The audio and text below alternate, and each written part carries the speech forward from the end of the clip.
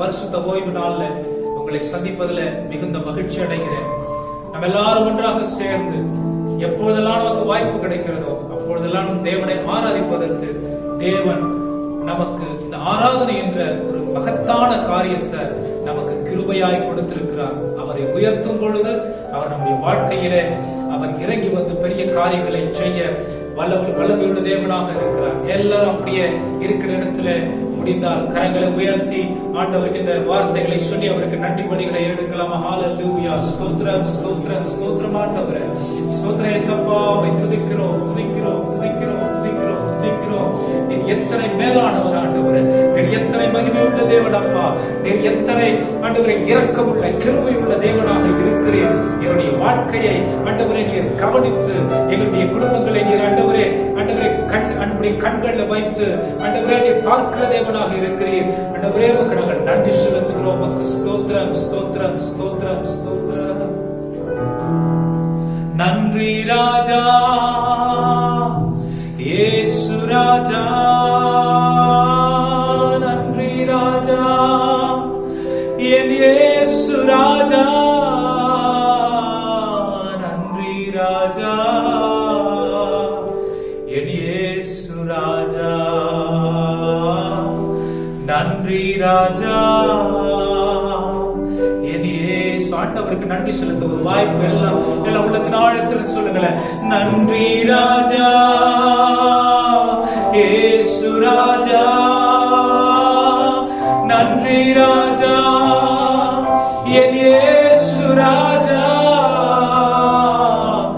நன்றி ராஜா இயேசு ராஜா, நன்றி ராஜா இயேசு ராஜா. ராஜா நீர் செய்த நன்மைகள் அவை எண்ணி முடியாதையா. ராஜா நீர் செய்த நன்மைகள் ஆண்டவரே அவை எண்ணி முடியாதையா. ஏறெடுப்பேன் நன்றி பலி என் ஜீவனா எல்லாம் சொல்லுங்களேன். நான் ஏறெடுப்பேன் நன்றி பலி என் ஜீவனால் எல்லாம். அதிகாலை நேரம் தட்டி தட்டி எழுப்பி புது கிருபை தந்தீரையா. அதிகாலை நேரம் தட்டி தட்டி எழுப்பி புது கிருபை தந்தீரையா. சொல்லுங்க, ஒவ்வொரு நாளும் ஆனந்த மழையில் நனைத்து நனைத்து தீனம் நன்றி சொல்ல வைத்தீரையா. ஆனந்த மழையில் நனைத்து நனைத்து தீனம் நன்றி சொல்ல வைத்தீரையா. சொல்லுங்க, ஒவ்வொரு நாளும் ஒவ்வொரு நாளும் உணவும் உடையும் தந்து பாதுகாத்து வந்தீரையா. எஸ்ஐயா, ஒவ்வொரு நாளும் உணவும் உடையும் தந்து பாதுகாத்து வந்தீரையா. உடல் சுகம் தந்து ஒரு குறையின்றி வழி நடத்தி வந்தீரையா. உடல் சுகம் தந்து ஒரு குறையின்றி வழி நடத்தி வந்தீரையா. நன்றி ராஜா இயேசு ராஜா, நன்றி ராஜா. துவக்க நேரத்திலேயே நேரலையை பார்த்து கொண்டிருக்கிற ஒவ்வொருவரும் இது ஒரு டிவிக்கு முன்னாடி உட்கார்ந்து இருக்கிறவங்க நினைக்காதீங்க. ஆண்டவர் உள்ளத்தின் ஆழத்தில் இருந்து தேவனுடைய பிரசன்னத்தில் நிறைந்தவர்களா சொல்லுங்க. நன்றி நன்றி ராஜா இயேசு ராஜா, நன்றி ராஜா இயேசு ராஜா, நன்றி ராஜா இயேசு ராஜா, நன்றி ராஜா இயேசு ராஜா. கூப்பிட்ட நாளில் மாறுமொழி கொடுத்து விடுதலை தந்தீரையா. கூப்பிட்ட நாளில் மாறுமொழி கொடுத்து விடுதலை தந்தீரையா. குறைகள் எல்லாம் நீக்கி கூரைகளை நீக்கி காரைகளை போக்கும் கூடவே வந்தீரையா. என் கூரைகளை நீக்கி என் காரைகளை போக்க கூடவே வந்தீரையா. கடைசியா கரங்களை உயர்த்தி சொல்லுங்களேன். நன்றி. இந்த துவக்க நேரத்திலேயே தேவனுடைய வேலை நம்மை ஆட்கொள்ளும்படி, தேவனுடைய வல்லமை நம்மை இதை கட்டும்படிக்கு என் இயேசு ராஜா, நன்றி ராஜா என் இயேசு ராஜா, நன்றி ராஜா இயேசு ராஜா, என் இயேசு ராஜா. நல்ல பிதாவே, இந்த காலை வேளையில உம்முடைய பிரசன்னத்திலே வந்திருக்கிற நாங்கள், உம்முடைய சமூகத்திலே குடும்பமாய் கூடியிருக்கிற நாங்கள், பரலோகத்தை எங்களுக்கு நீர் திறந்து வைத்திருக்கிற தேவனாய் இருக்கிறேன் என்று நாங்கள் விசுவாசிக்கிறோம். நாங்கள் செய்கிற ஆராதனை உமக்கு மகிமையை கொண்டு வரும் என்று சொல்லி நாங்கள் நம்புகிறோம். நீர் செய்த நன்மைகள் ஏராளம், நீர் பாராட்டின கிருபைகள் ஆண்டவரே அது மிகவும் பெரியது. வேதத்துல நாங்கள் பார்க்கிறோம், வனாந்தரத்துல வழிகளை உண்டு பண்ணிருக்கீங்க, அவாந்தரத்துல ஆறுகளை உண்டு பண்ணிருக்கிறீங்க, தாகம் உள்ளவர்களுக்கு தண்ணீரை கொடுத்திருக்கிற தேவனா இருக்கிறீங்க. அப்பா, இக்கட்டான சூழ்நிலையில விதை விதைத்ததான நேரத்தில் உலகம் முழுவதும் பஞ்சம் இருந்த பொழுதிலும் ஆண்டவரே 100 மடங்கு அறுவடையை செய்ய வைத்திருக்கிற தேவன் நீர் எங்களோடு கூட இருக்கிறீர். நீர் எங்களோடு கூட இருக்கிறீர். அந்த விசுவாசத்தோடு, அந்த நிச்சயத்தோடு, அந்த நம்பிக்கையோடு இந்த நாளிலே உம்மை நாங்கள் ஆராதிக்க வந்திருக்கிறோம். ஆண்டவரே, இந்த நாளிலே உம்மை நாங்கள் ஆராதிக்க வந்திருக்கிறோம். உம்மை துதிக்க ஆண்டவரே எங்களை நீர் ஆண்டவரே பரிசுத்த ஆவியானவராலே நிரப்புவீராக உம்மை மகிமைப்படுத்துகிறோம்.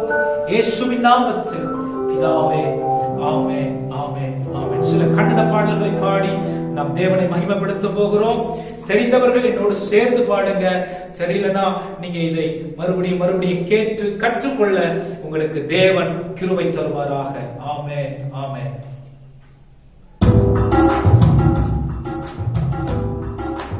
பாடல் வரிகள் சொல்கிறது, அவர் எவ்வளவு நல்ல தேவனாக இருக்கிறார் என்று சொல்லி, அவர் எவ்வளவு மேலான தேவனாக இருக்கிறார் என்று சொல்லி, நாம் எல்லாரும் விடுதலையாய் கரங்களை தட்டி இந்த பாடலை என்னோடு சேர்ந்து பாடும்படிக்கு உங்களை உற்சாகப்படுத்துகிறேன்.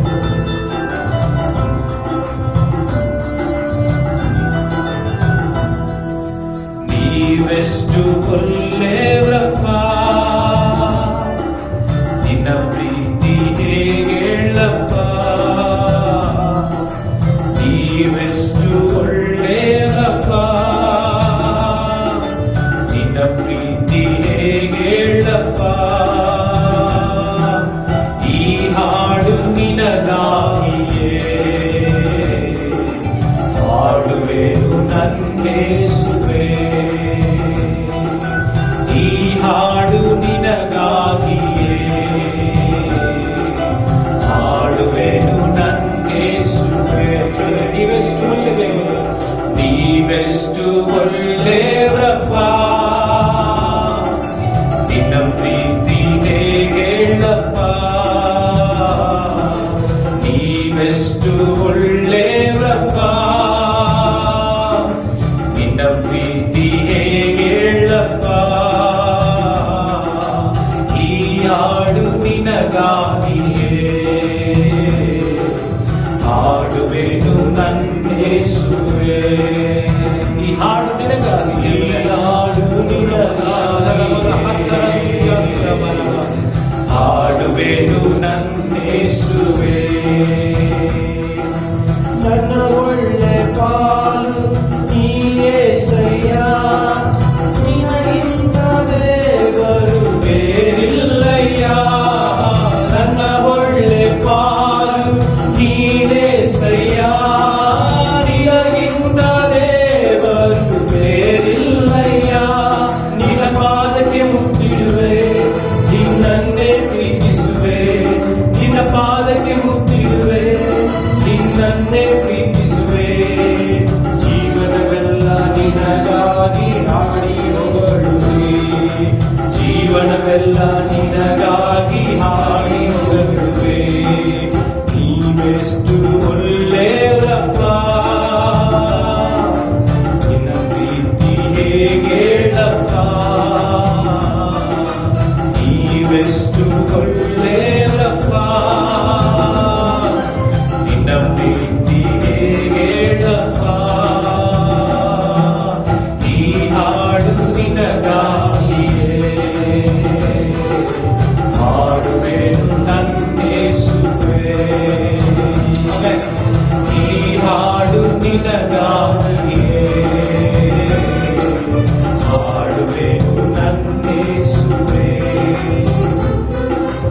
ಈ ನನ್ನ ಜೀವ ನಿನದೇಸಯ್ಯ, ಉಸಿರೆಲ್ಲ ನಿನ್ನದೇ ಓ ಏಸಯ್ಯ.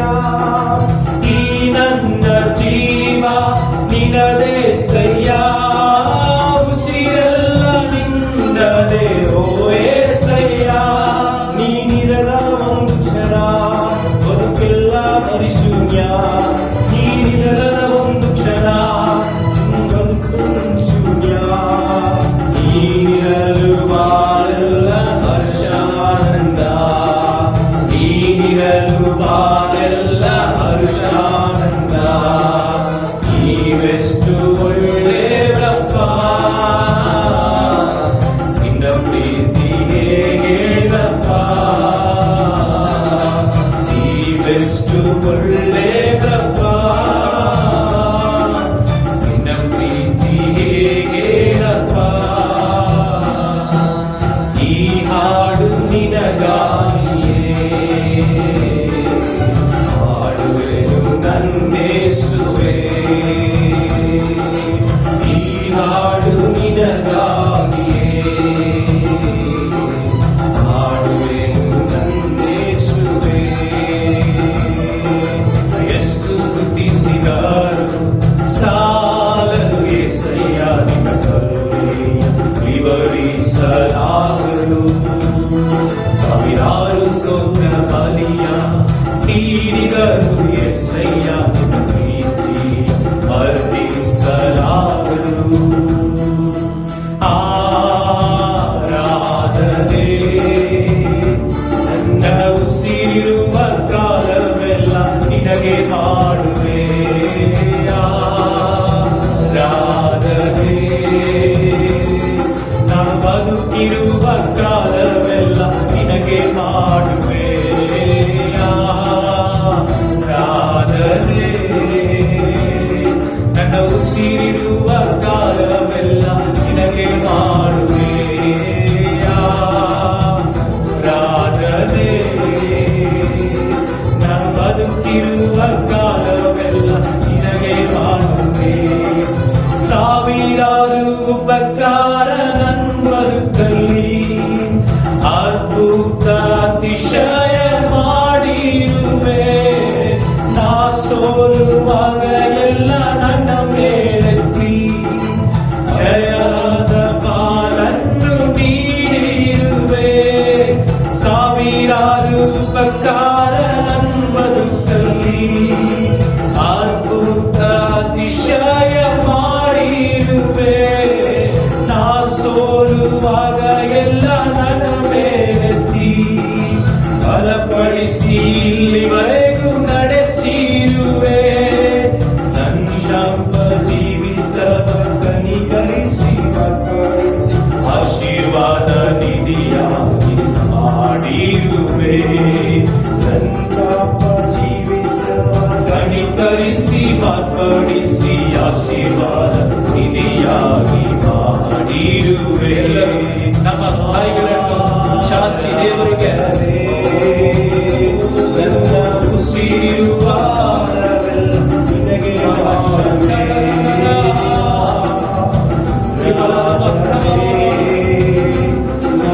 ಬದುಕಿರುವ ಕಾಲವೆಲ್ಲ ನಿನಗೆ ಮಾಡುವೆ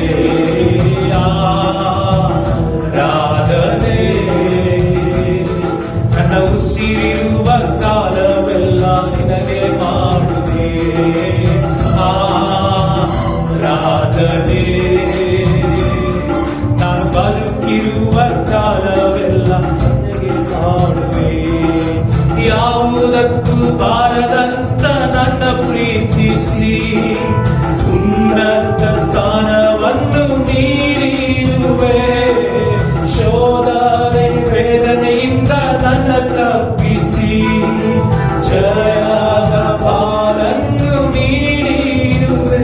ಯಾವುದಕ್ಕೂ ಬಾರದಂತ ಈ ದೇವರೇ ನೀಚರನ್ನು ಪ್ರೀತಿಸಿ ಒಂದು ಉನ್ನತ ಸ್ಥಾನದಲ್ಲಿ ನನ್ನ ದೇವರೇ ನಿಲ್ಲಿಸಿರುವುದಕ್ಕಾಗಿ ಸ್ತೋತ್ರ. ಶೋಧನೆ ವೇದನೆಯಿಂದ ನನ್ನ ತಪ್ಪಿಸಿ ಜಯದ ಪಾಲನ್ನು ನೀಡಿರುವೆ. ತಲ್ಲಿದವರ ಮುಂದೆಯೇ ನನ್ನನ್ನು ಮೇಲೆತ್ತಿ ಘನವಾದ ಬದುಕನ್ನು ಎಷ್ಟು ಒಳ್ಳೆ ದೇವರಾಗಿದ್ದೀರಿ ಅಪ್ಪ. ನನ್ನನ್ನು ನಮ್ಮನ್ನು ಉತ್ತರಿಸಲು ನಮ್ಮನ್ನು ಮೇಲಕ್ಕೆತ್ತಲು ಈ ದಿನದಲ್ಲಿ ಇಳಿದು ಬಂದಿರುವಂತಹ ದೇವರನ್ನು ಆರಾಧಿಸುವಾಗ ಬಲವನ್ನು ನಾವು ಹೊಂದಿಕೊಳ್ಳಲು ಸಾಧ್ಯ. ಎಲ್ಲರೂ ಹೇಳುವ ಅವರಿಗೆ ಆರಾಧನೆ.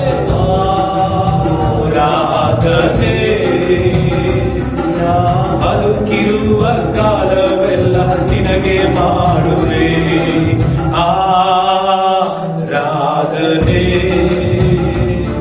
ನನ್ನ ಉಸಿರುವ ಕಾಲವೆಲ್ಲ ನಿನಗೆ ಮಾಡುವೆ ಆರಾಧನೆ. ಬದುಕಿರುವ ಕಾಲವೆಲ್ಲ ನಿನಗೆ ಮಾಡುವೆ. ನನ್ನ ಆಸೆ ಬಯಕೆ ಎಲ್ಲ ನಿನ್ನ ಪ್ರೀತಿ ಮಾಡುವುದೇ. ನನ್ನ ಆಸೆ ಬಯಕೆ ಎಲ್ಲ ನಿನ್ನ ಪ್ರೀತಿ ಮಾಡುವುದೇ. ಬದುಕುವುದು ಸಾಯುವುದು ನಿನಗಾಗಿಯೇ. ಬದುಕುವುದು ಸಾಯುವುದು ಅಪ್ಪ ನಿನಗಾಗಿಯೇ. ಬದುಕುವುದು ಸಾಯುವುದು ನಿನಗಾಗಿಯೇ. ಬದುಕುವುದು ಸಾಯುವುದು ನಿನಗಾಗಿಯೇ. ನನ್ನ ಯೇಸುವೇ ನನ್ನ ಯೇಸುವೇ ನಿನ್ನೊಂದಿಗೆ ಬಾಳುವ ಆಸೆಯಾಗಿದೆ. ನನ್ನ ಯೇಸುವೇ ನನ್ನ ಯೇಸುವೇ ನಿನ್ನೊಂದಿಗೆ ಬಾಳುವ ಆಸೆಯಾಗಿದೆ. ನಿನ್ನೊಂದಿಗೆ ಹೃದಯದ ಹಂಚಲಾಳದಿಂದ ಮಾತ್ರವು ದೇವರಿಗೆ ನೋಡಿ ಹೇಳುವ ನಿನ್ನೊಂದಿಗೆ ಬಾಳುವ ಆಸೆಯಾಗಿದೆ. ನಿನ್ನ ಪ್ರೀತಿಯಿಂದ ನನ್ನ ಅಗಳಿಸುವವರ್ಯಾರು. ನಿನ್ನ ಪ್ರೀತಿಯಿಂದ ನನ್ನ ಅಗಳಿಸುವವರ್ಯಾರು. ಕಷ್ಟವೋ ಸಂಕಟವೋ ಏನೇ ಬಂದರು. ಕಷ್ಟವೋ ಸಂಕಟವೋ ಏನೇ ಬಂದರು. ನಿನ್ನ ಪ್ರೀತಿಯಿಂದ ನನ್ನ ಅಗಳಿಸುವವರ್ಯಾರು. ನಿನ್ನ ಪ್ರೀತಿಯಿಂದ ನನ್ನ ಅಗಳಿಸುವವರ್ಯಾರು. ನನ್ನ ಯೇಸು ಯೇಸು ಹೆಸರನ್ನು ಹೇಳುವಾಗಲೇ ಒಂದು ಬಿಡುಗಡೆ, ಒಂದು ಸುಖ, ಒಂದು ಸಂತೋಷ, ಒಂದು ಆಶೀರ್ವಾದ. ನನ್ನ ಯೇಸುವೇ, ನನ್ನ ಯೇಸುವೇ, ನಿನ್ನೊಂದಿಗೆ ಬಾಳುವ ಆಸೆಯಾಗಿ ಹಾಡನ್ನು ಹಾಡುವಾಗಲೇ ನಮ್ಮನ್ನು ಆತ್ಮಭರಿತರಾಗಿ ಮಾಡುವ ಆಸೆಯಾಗಿದೆ. ನಿನ್ನೊಂದಿಗೆ ಬಾಳುವ ಆಸೆಯಾಗಿ, ನಿನ್ನೊಂದಿಗೆ ಬಾಳುವ ಆಸೆಯಾಗಿದೆ. ನಿನ್ನೊಂದಿಗೆ ಬಾಳುವ ಆಸೆಯಾಗಿದೆ. ಹೌದು ಪ್ರಿಯರೇ, ಈ ಬೆಳಗಿನ ಸಮಯದಲ್ಲಿ ಕೂಡ ದೇವರನ್ನು ನಾವು ಆರಾಧಿಸುತ್ತಿರುವ ಈ ಸಂದರ್ಭದಲ್ಲಿ ಪರಿಶುದ್ಧ ಆತ್ಮನು ನಮ್ಮ ಮಧ್ಯದಲ್ಲಿ ಇಳಿದು ಬಂದಿರುವುದು ಅದು ನಿಶ್ಚಯ. ಪರಿಶುದ್ಧ ಆತ್ಮನು ನಮ್ಮೊಟ್ಟಿಗೆ ವಾಸಿಸುವುದು ಅದು ನಿಶ್ಚಯ. ಒಬ್ಬರು ಇದನ್ನು ಇಲ್ಲ ಅಂತ ಹೇಳುವುದಕ್ಕೆ ಸಾಧ್ಯವಿಲ್ಲ. ನಿಜವಾಗಿ ನಮ್ಮ ಕಷ್ಟಗಳನ್ನು ಹೊತ್ತಿರುವ ದೇವರಾಗಿದ್ದಾನೆ. ನಿಜವಾಗಿ ನಮ್ಮ ಸಂಕಟಗಳಿಂದ ನಮ್ಮನ್ನು ಬಿಡಿಸಿ ಕಾಯುವ ದೇವರು ನಮ್ಮ ಸರ್ವಶಕ್ತನಾದ ಯೇಸು ಕ್ರಿಸ್ತನಾಗಿದ್ದಾನೆ. ಈ ವೇಳೆಯಲ್ಲಿ ಕೂಡ ದೇವರನ್ನು ನಾವು ಇನ್ನೂ ಆರಾಧಿಸಲಿದ್ದೇವೆ. ನಮ್ಮ ವಿಶ್ವಾಸ ಇನ್ನೂ ಪೂರ್ಣಗೊಳ್ಳಬೇಕಾಗಿ, ನಮ್ಮ ವಿಶ್ವಾಸ ಇನ್ನೂ ಹೆಚ್ಚಬೇಕಾಗಿ ದೇವರಲ್ಲಿ ಸ್ತೋತ್ರಗಳನ್ನು ಮಾಡಲು. ಹಲ್ಲೆಲೂಯಾ. ಓರಬ ಶಂದರರರರರರರ ರಿಬಲರಬ ಹಂತರರಗರದಿಯಂತರವರಬ ರಿಕಬನರಬ ಹಂತರೋರೋ ರಿಮನರದ ನಮನಮ ಸಂದರದರದನದ. ಸ್ತೋತ್ರ ದೇವರೇ, ಸ್ತೋತ್ರ యేసయ్య, ಸ್ತೋತ್ರ యేసయ్య, ಸ್ತೋತ್ರ యేసయ్య, ಸ್ತೋತ್ರ యేసయ్య. ಸ್ತುತಿಗಳ ಮಧ್ಯದಲ್ಲಿ ವಾಸವಾಗಿರುವಂತ ನಮ್ಮ ದೇವರೇ, ಸ್ತೋತ್ರಗಳ ಮಧ್ಯದಲ್ಲಿ ಚಲಿಸುವ ನಮ್ಮ ದೇವರೇ, ನಮ್ಮ ಮಧ್ಯದಲ್ಲಿ ದೇವರೇ ಈ ಸಮಯದಲ್ಲಿ ನೀನು ದೇವರೇ ಚಲಿಸುತ್ತಿರುವ ಕಾರಣಕ್ಕಾಗಿ ನಿಮ್ಮನ್ನು ದೇವರೇ ಸ್ತೋತ್ರ ಮಾಡುತ್ತೇವೆ, ನಿಮ್ಮನ್ನು ಸ್ತೋತ್ರ ಮಾಡುತ್ತೇವೆ, ನಿಮ್ಮನ್ನು ಸ್ತೋತ್ರ ಮಾಡುತ್ತೇವೆ. ಹಾಗೆಯೇ ಸ್ವಲ್ಪ ತಮಿಳು ಹಾಡುಗಳನ್ನು ನಾವು ಹಾಡಿ ದೇವರನ್ನು ಮಹಿಮೆ ಪಡಿಸಲಿದ್ದೇವೆ. ಒಂದೆರಡು ಹಾಡುಗಳನ್ನು ಹಾಡಿ ನಾವು ದೇವರನ್ನು ಆರಾಧಿಸಿ ಈ ಆರಾಧನೆಯನ್ನು ಮುಕ್ತಾಯಕ್ಕೆ ತರಲಿದ್ದೇವೆ. ಎಲ್ಲ ಹಾಗೆ ಚಪ್ಪಲಿ ತಟ್ಟಿ ಈ ಹಾಡನ್ನು ಹಾಡಲು ನಿಮ್ಮನ್ನು ಉತ್ಸಾಹಪಡಿಸುತ್ತೇವೆ. Amen. Thank you Jesus. Hallelujah.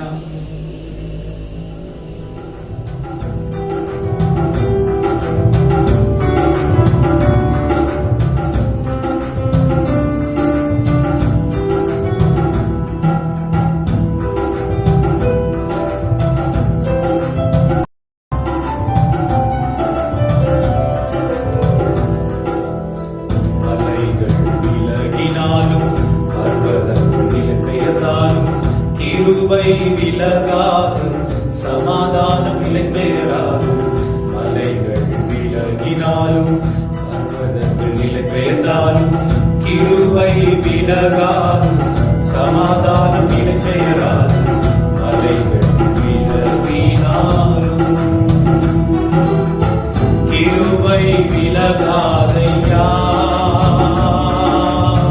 கிருபை விலகாதையா.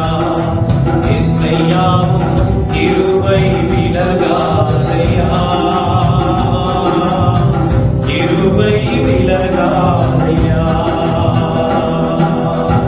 நீதியினால் நான் ஸ்திரப்படுவேன், கொடுமைக்கு நான் தூரமாவேன். நீதியினால் நான் ஸ்திரப்படுவேன், கொடுமைக்கு நான் தூரமாவே. பயமில்லாதிருப்பேன், திகிலும் தூரமாவே. பயமில்லாதிருப்பேன், திகிலும் தூரமாவே. எதுவும் என்னை அணுகுவதில்லை, எதுவும் என்னை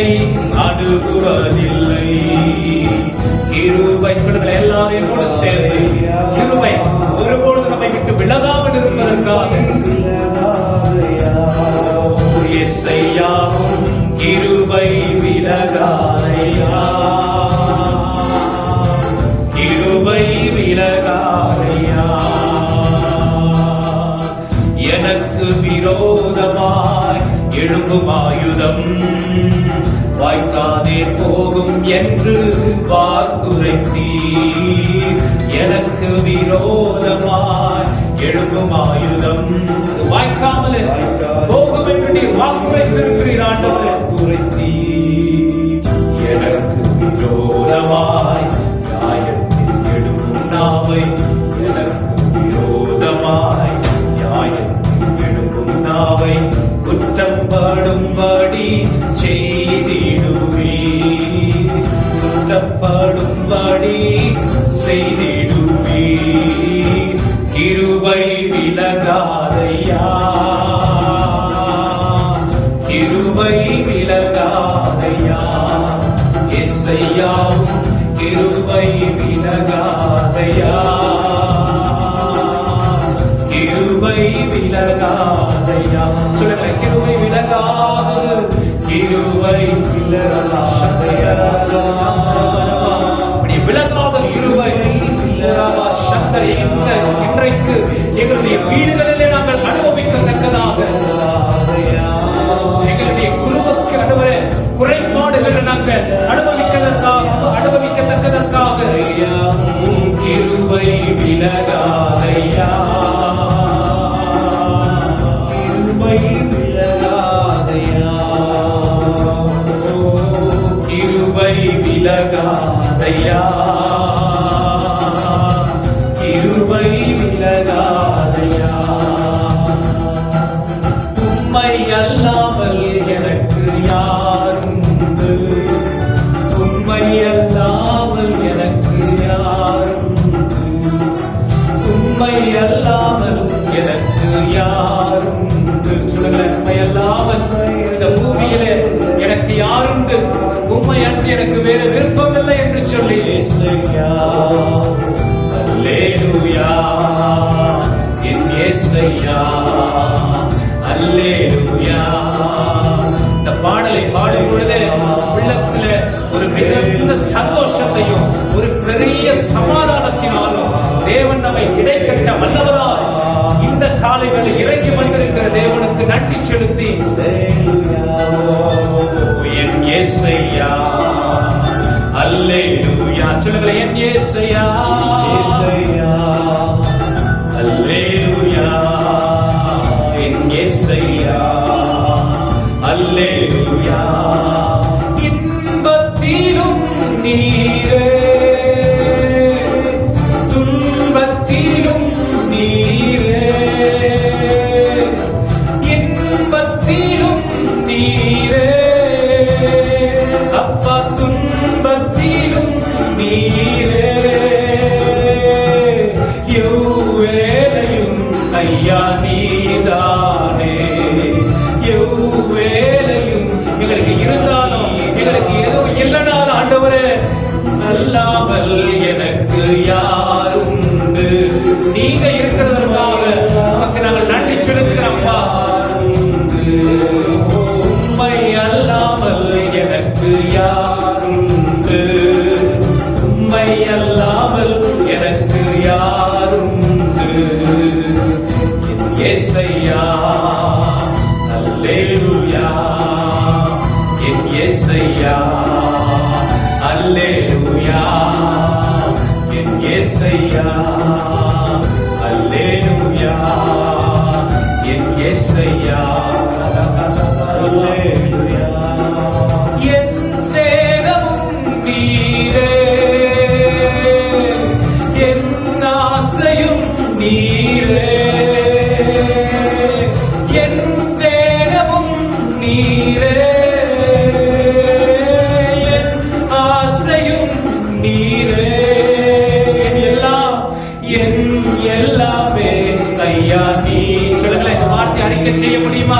என் எல்லாம் நீங்க தான் ஆண்டவரே சொல்லி.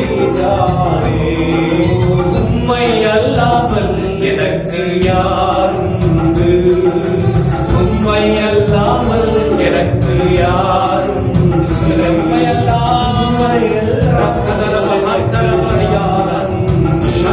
உம்மை அல்லாமல் எனக்கு யாருண்டு. என் இயேசு, என் இயேசையா, அல்லேலூயா. சொல்லுங்க,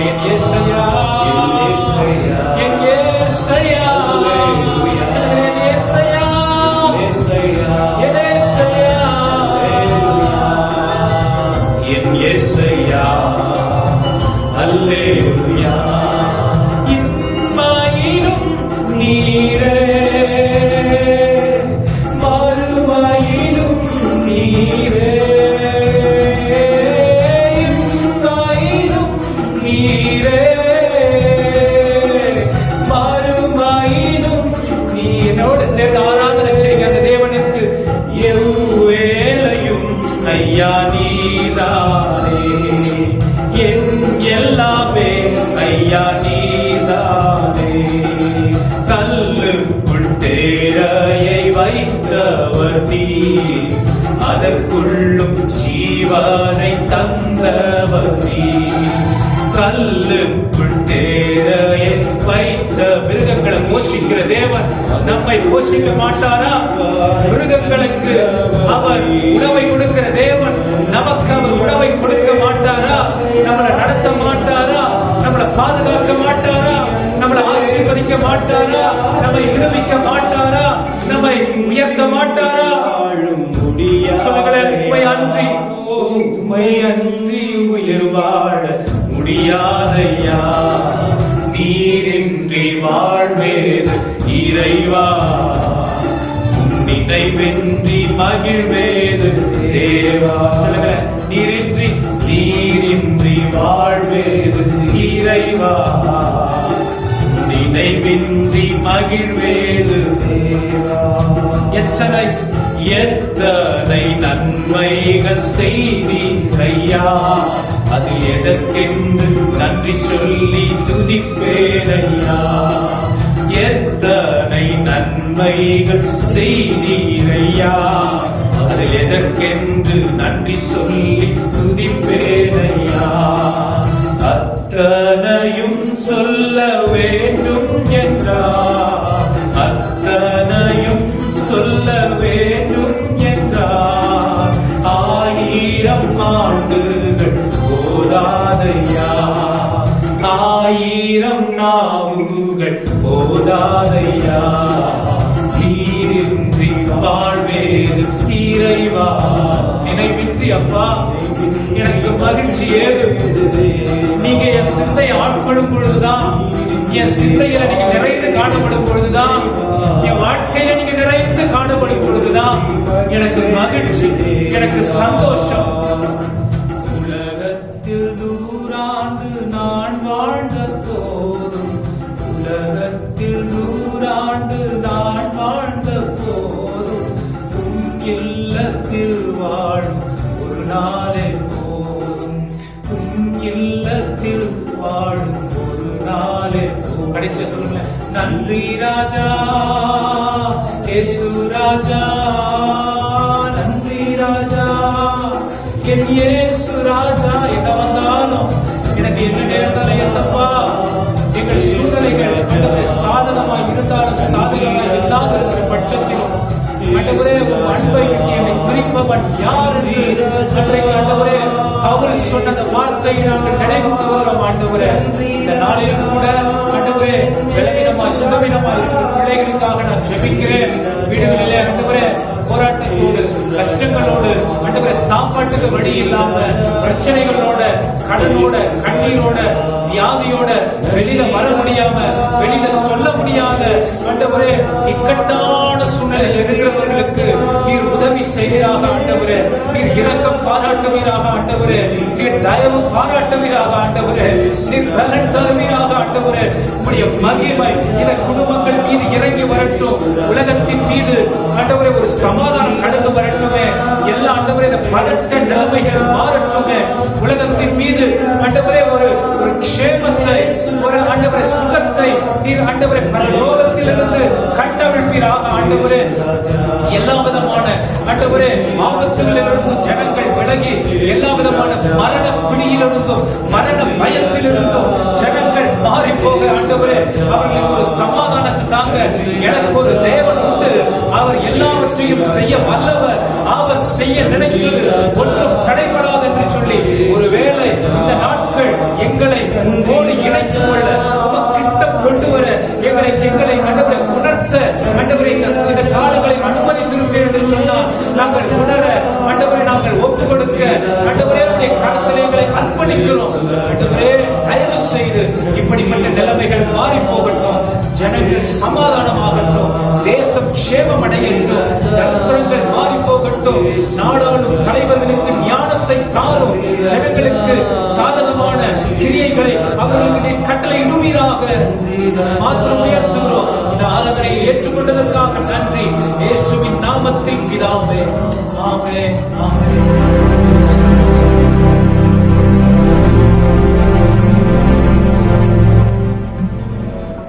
தேவனுக்கு மகிமை உண்டாகட்டும். தேவனுக்கு மகிமை உண்டாகலே. இந்த ஏப்ரல் மாதத்தின் கடைசி ஞாயிற்றுக்கிழமைக்காக கர்த்தரை துதிக்கிறேன். ಏಪ್ರಿಲ್ ತಿಂಗಳಿನ ಕಡೆಯ ಭಾನುವಾರಕ್ಕಾಗಿ ದೇವರನ್ನು ಸ್ತುತಿಸುತ್ತೇವೆ. இந்த நேரலை மூலமாக உங்களை சந்திக்க ஏசப்பா கொடுத்த நேரத்துக்காக உங்களுக்கு நன்றி செலுத்துகிறேன். ಈ ಒಂದು ಕಾರ್ಯಕ್ರಮದ ಮುಖಾಂತರವಾಗಿ ನಿಮ್ಮನ್ನು ಸಂಧಿಸುವುದಕ್ಕೆ ದೇವರು ಕೊಟ್ಟಿರುವ ಸಂದರ್ಭಕ್ಕಾಗಿ ನಿಮಗೆ ಸ್ತೋತ್ರ. உலகத்தில் உங்களுக்கு உபத்திரவம் உண்டு, ஆனாலும் திடன் கொள்ளுங்கள், நான் உலகத்தை ஜெயித்தேன் என்று ஆண்டவர் இயேசு சொல்லியிருக்கிறார். ಲೋಕದಲ್ಲಿ ಸಂಕಟ ಉಂಟು, ಆದರೂ ದೃಢವಾಗಿರಿ, ನಾನು ಲೋಕವನ್ನು ಜಯಿಸಿದ್ದೇನೆಂಬುದಾಗಿ ಯೇಸು ಸ್ವಾಮಿ ಹೇಳಿದ್ದಾರೆ. உலகம் முழுவதும் கிறிஸ்துவை அறிந்தவர்களும் அறியாதவர்களும் பயங்கரமான உபத்திரவத்திற்குள்ளே கடந்து போய் கொண்டிருக்கிறோம். ಪ್ರಪಂಚದಲ್ಲಿ ನೋಡುವಾಗ ಕ್ರೈಸ್ತರು ಇಲ್ಲದೆ ಇರುವವರು ಭಯಂಕರವಾದ ಒಂದು ಸ್ಥಿತಿಯಲ್ಲಿ ಹೋಗುತ್ತಿದ್ದೇವೆ. ஆனால் இந்த உபத்திரவத்திற்கு ஒரு முடிவு உண்டு என்று ஆண்டவர் சொல்லியிருக்கிறதினால் ಈ ಉಪದ್ರವಕ್ಕೆ ಒಂದು ಮುಕ್ತಾಯ ಉಂಟು ಎಂಬುದಾಗಿ ಯೇಸು ಸ್ವಾಮಿ ಹೇಳಿರುವುದರಿಂದ அவர் அந்த சொன்னவர் அதை செய்து முடிக்க போதுமானவராய் இருக்கிறார். ಹೇಳಿದಂತ ದೇವರು ಅದನ್ನು ಮಾಡಿ ಮುಗಿಸುವುದಕ್ಕೆ ಶಕ್ತನಾಗಿದ್ದಾರೆ. எனவே இந்த சத்தத்தை கேட்கிற என் அன்பு சகோதர சகோதரிகளே, ನನ್ನ ಶಬ್ದವನ್ನು ಕೇಳುತ್ತಿರುವಂತ ನನ್ನ ಪ್ರೀತಿಯ ಸಹೋದರ ಸಹೋದರಿಯರೇ, இப்படி பல பிரச்சனைகள் கஷ்டங்கள் வருவதின் நோக்கம் ಇಂಥ ಒಂದು ಕಷ್ಟಗಳು ಸಮಸ್ಯೆಗಳು ಬರುವ ಒಂದು ಉದ್ದೇಶ நம்முடைய கவனத்தை ஆண்டவர் இயேசுவின் பக்கமாய் திருப்புவதற்காக, ನಮ್ಮ ಗಮನವನ್ನು ಯೇಸು ಸ್ವಾಮಿಯ ಕಡೆಗೆ ತಿರುಗಿಸುವುದಕ್ಕಾಗಿ. பல முறை இறைவன் இயேசுவின் வார்த்தைகளை நீங்கள் கேட்டுக்கொண்டிருக்கிறீர்கள் அல்லவா? ಹಲವು ಸಾರಿ ನಾವು ದೇವರ ವಾಕ್ಯವನ್ನು ಕೇಳುತ್ತಿದ್ದೇವಲ್ಲವಾ? நீங்கள் எந்த அளவுக்கு இறைவனோடு தொடர்புள்ளவர்களாய் இருக்கிறீர்கள்? ಎಷ್ಟು ಸಮಯವರೆಗೂ ನಾವು ದೇವರೊಟ್ಟಿಗೆ ಸಂಪರ್ಕದಲ್ಲಿ ಇದ್ದೇವೆ? உங்கள் நேரத்தை வீணாய் போக்குகிறீர்களா? ನಿಮ್ಮ ಸಮಯವನ್ನು ವ್ಯರ್ಥವಾಗಿ ಕಳೆಯುತ್ತಿದ್ದೀರಾ? வேதனைகளும் கஷ்டங்களும் எல்லாரையும் சூழ்ந்திருக்கிற இந்த நிலையிலே ವೇದನೆಗಳು ಕಷ್ಟಗಳು ಎಲ್ಲರನ್ನು ಸಂಧಿಸುವಂತ ಈ ಸಮಯದಲ್ಲಿ ஆண்டவர் இயேசுவின் பக்கம் திரும்பி தன்னை ஒப்பு கொடுக்க வேண்டும் அல்லவா? ದೇವರ ಕಡೆಗೆ ತಿರುಗಿಕೊಂಡು ತಮ್ಮನ್ನು ಒಪ್ಪಿಸಿಕೊಡಬೇಕಲ್ಲವಾ? எல்லாவற்றுக்கும் விடுதலை, எல்லாவற்றுக்கும் ஒரு பாதுகாப்பு ஆண்டவராகிய இயேசுவினிடத்திலிருந்து தான் வரக்கூடியதாய் இருக்கிறது. ಎಲ್ಲದಕ್ಕೂ ಒಂದು ಬಿಡುಗಡೆ, ಒಂದು ವಿಮೋಚನೆ ಯೇಸು ಸ್ವಾಮಿಯಿಂದ ಮಾತ್ರ ಸಿಗಲು ಸಾಧ್ಯ. மனிதர்கள் தங்கள் ஞானத்தையும் தங்கள் பலத்தையும் வைத்து பல விதத்தில் முயற்சிக்கிறதை நாம் பார்க்கிறோமே. ಮನುಷ್ಯರು ತಮ್ಮ ಜ್ಞಾನವನ್ನು ವಿವೇಕವಿಟ್ಟು ಅನೇಕ ಸಮಯಗಳಲ್ಲಿ ಅವರು ಪ್ರಯತ್ನ ಪಡುವುದನ್ನು ನಾವು ಕಾಣುತ್ತೇವೆ. ஓரளவுக்கு தான் மனிதர்களுடைய முயற்சி ஒரு வெற்றியாய் மாற முடியும். ಒಂದು ಅಳತೆ ಮಾತ್ರ ಆ ಒಂದು ವಿಷಯವು ಕಾರ್ಯ ಸಾಧಕವಾಗಿ ಇರುತ್ತದೆ. ஆனால் முதலும் முடிவுமானவர் கர்த்தராகிய இயேசு கிறிஸ்து மட்டுமே. ಆದರೆ ಪ್ರಾರಂಭವೂ ಅಂತ್ಯವೂ ಯೇಸು ಕ್ರಿಸ್ತನು ಮಾತ್ರ. குதிரை யுத்த நாளுக்கென்று ஆயத்தமாக்கப்படும், ಅಶ್ವಬಲವು ಯುದ್ಧ ದಿನಕ್ಕಾಗಿ ಸಿದ್ಧವಾಗುವಾಗ ஜெயமோ கர்த்தரால் வரும் என்று வேத வார்த்தை சொல்லுகிறது. ಜಯವು ಕರ್ತನಿಂದಲೇ ಬರುವುದೆಂಬುದಾಗಿ ಸತ್ಯವೇದ ಹೇಳುತ್ತದೆ. ஜெயம் கொடுக்கிற ஆண்டவரை தான் நாம் நோக்கி பார்க்க வேண்டும். ಜಯ ಕೊಡುವಂತ ದೇವರನ್ನು ಮಾತ್ರ ನಾವು ದೃಷ್ಟಿಸಿ ನೋಡಬೇಕು. இந்த ஞாயிற்றுக்கிழமை காலையில் கூட ஏசப்பா சத்தத்தை கேட்க ஆவலோடு எத்தனை பேர் இருக்கிறீர்கள் என்று எனக்கு தெரியாது. ಈ ಬೆಳಗಿನ ಸಮಯದಲ್ಲಿ ಸಹ ಎಷ್ಟು ಜನರು ಯೇಸು ಸ್ವಾಮಿಯನ್ನು ಮಾತನ್ನ ಕೇಳುವುದಕ್ಕೆ ನೀವು ಸಿದ್ಧರಾಗಿದ್ದೀರೋ ನಮಗೆ ಗೊತ್ತಿಲ್ಲ. அவர் ஊழியர்கள் மூலமாய் நம்மோடு கூட பேசுகிறவராய் இருக்கிறார். ಸೇವಕರ ಮುಖಾಂತರವಾಗಿ ಆತನು ಮಾತನಾಡಲು ಶಕ್ತನಾಗಿದ್ದಾನೆ. இந்த ஏப்ரல் மாதத்தில் கர்த்தராகிய இயேசு கிறிஸ்துவை குறித்ததான உயிர்த்தெழுதலை குறித்த வார்த்தைகளை அதிகமாய் நாம் தியானித்துக் கொண்டிருக்கிறோம். ಈ ಏಪ್ರಿಲ್ ತಿಂಗಳಿನಲ್ಲಿ ನಾವು ಯೇಸು ಕ್ರಿಸ್ತನ ಪುನರುತ್ಥಾನವನ್ನು ಕುರಿತು ನಾವು ಧ್ಯಾನಿಸುತ್ತಿದ್ದೇವೆ. 1 ಕೊರಿಂಥಿಯರ್ 15ஆம் அதிகாரத்தில் 5ஆம் வசனத்தை படித்து பாருங்கள். 1ನೇ ಕೊರಿಂಥದವರಿಗೆ 15ನೇ ಅಧ್ಯಾಯ 5ನೇ ವಚನವನ್ನು ಓದಿ ನೋಡಿರಿ. உயிருள்ள இயேசுவின் உன்னத சந்திப்பு என்கிற தலைப்பில் இந்த வசனத்தை வைத்து உங்களோடு கூட பேச விரும்புகிறேன். உயிருள்ள இயேசுவின் உன்னத சந்திப்பு. ಜೀವವುಳ್ಳ ಯೇಸುವಿನ ಉನ್ನತವಾದ ಒಂದು ಸಂಧಿಸುವಿಕೆ ಎಂಬುದಾಗಿ ದೇವರ ವಾಕ್ಯಕ್ಕೆ ಮುಖ್ಯತ್ವವಿದೆ. என்றும் உயிரோடு இருக்கிற இயேசு என்று ஒரு வாரத்தில் உங்களுக்கு நான் பிரசங்கித்தேன். ಯಾವಾಗಲೂ ಜೀವಿತವಾಗಿರುವಂತ ಯೇಸು ಎಂಬುದಾಗಿ ಒಂದು ವಾರ ನಿಮಗೆ ಹೇಳಿದ್ದೇವೆ. உயிருள்ள இயேசுவின் உண்மை தரிசனம் என்று 2வது செய்தியாக கடந்த வாரத்தில் உங்களுக்கு பிரசங்கித்தோம்.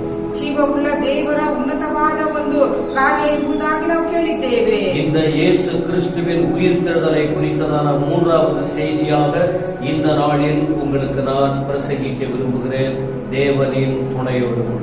ಈ ದಿನದ ಒಂದು 3ನೆಯ ಕಾರ್ಯ ಏನೆಂಬುದಾಗಿ ನೋಡುವಾಗ ಯೇಸು ಕ್ರಿಸ್ತನ ಪುನರುತ್ಥಾನದ ವಿಷಯವಾಗಿ ಹೇಳುತ್ತೇವೆ. உயிருள்ள இயேசுவின் உன்னத சந்திப்பு. ಜೀವವುಳ್ಳ ದೇವರ ಒಂದು ಉನ್ನತವಾದ ಸಂಧಿಸುವಿಕೆ. யார் சந்தித்தது? ಯಾರು ಆತನನ್ನು ಸಂಧಿಸಿದರು?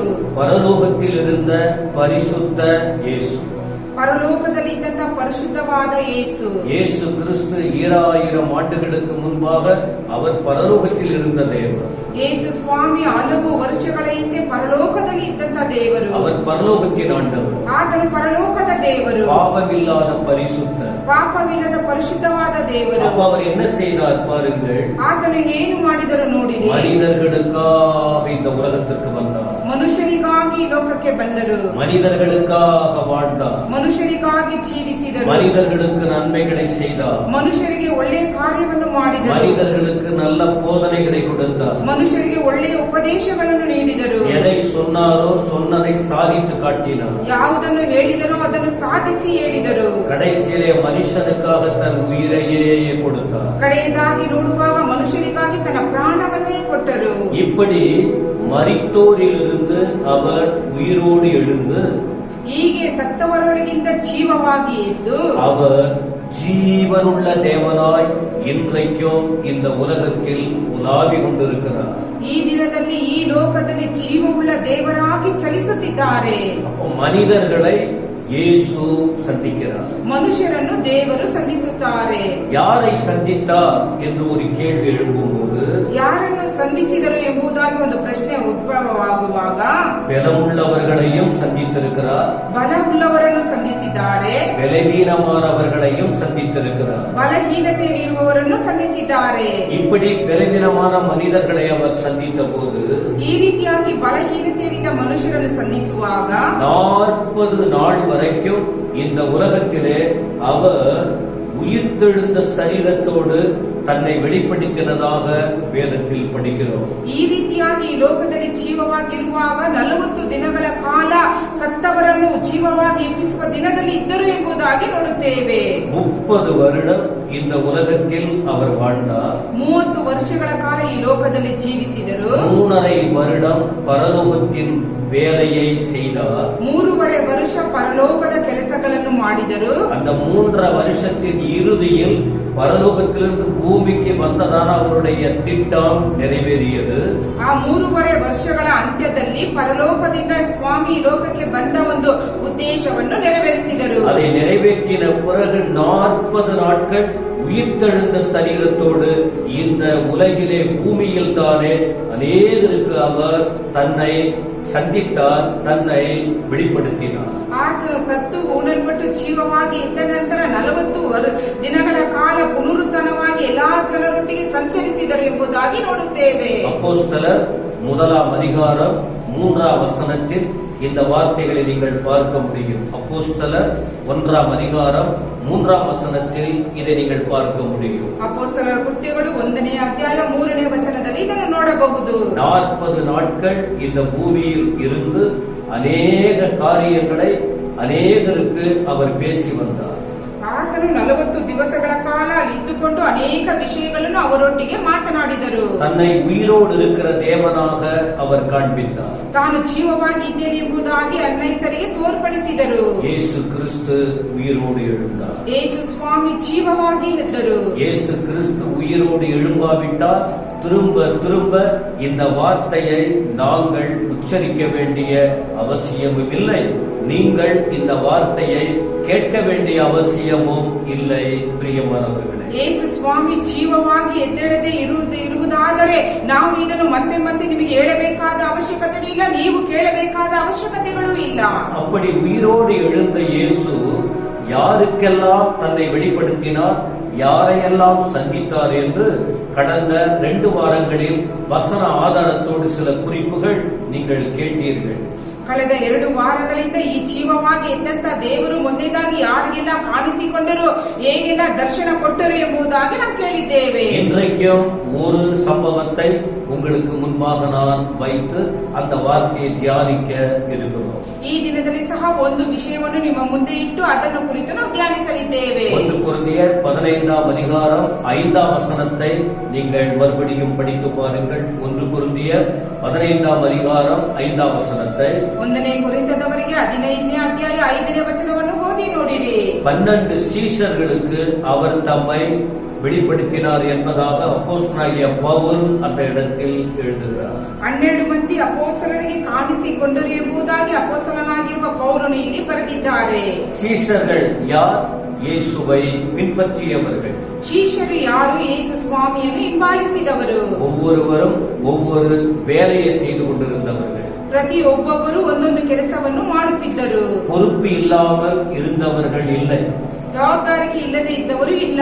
உலகத்தின் பிழைப்புக்காக, ಲೋಕದ ಒಂದು ಜೀವಿತಕ್ಕಾಗಿ, குடும்பத்தின் நடத்துதலுக்காக, ಕುಟುಂಬವನ್ನು ನಡೆಸುವುದಕ್ಕಾಗಿ, எதிர்காலத்தின் வாழ்வுக்காக, ಮುಂದಿನ ಕಾಲದ ಜೀವಿತಕ್ಕಾಗಿ ஒவ்வொருவரும் தங்கள் கடமைகளை நிறைவேற்றினார்கள். ಪ್ರತಿಯೊಬ್ಬೊಬ್ಬರು ತಮ್ಮ ಕರ್ತವ್ಯಗಳನ್ನು ನೆರವೇರಿಸಿದರು. ஆனால் இயேசு கிறிஸ்து இந்த உலகத்தில் இருந்தபோது, ಆದರೆ ಯೇಸು ಸ್ವಾಮಿ ಲೋಕದಲ್ಲಿ ಇರುವಾಗ அவர்களை அழைத்தார். ಅವರನ್ನು ಕರೆದರು.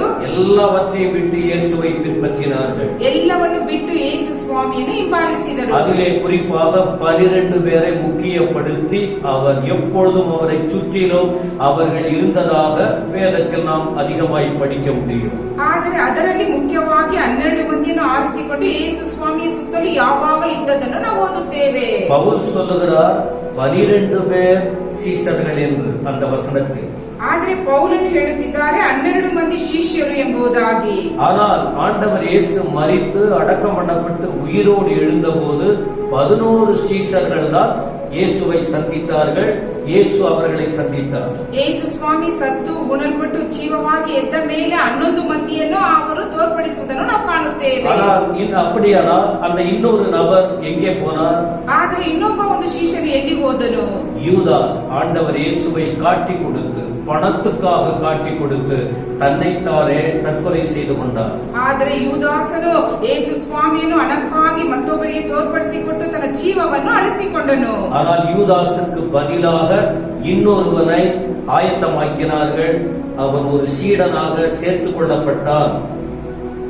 ಆದರೆ ಯೂದಾಸಿಗೆ ಬದಲಾಗಿ ಇನ್ನೊಬ್ಬ ಶಿಷ್ಯರನ್ನು ಅವರು ಮಾಡಿಕೊಂಡನು. ಆತನು ಅಪೊಸ್ತಲರಾಗಿ ಮಾಡಲ್ಪಟ್ಟರು ಎಂಬುದಾಗಿ ನೋಡುತ್ತೇವೆ. அப்போஸ்தலர் 1:26 படித்து பாருங்கள். அப்போஸ்தலர் 1ஆம் அதிகாரம் 26ஆம் வசனத்தில் அந்த விளக்கம் இருக்கிறது.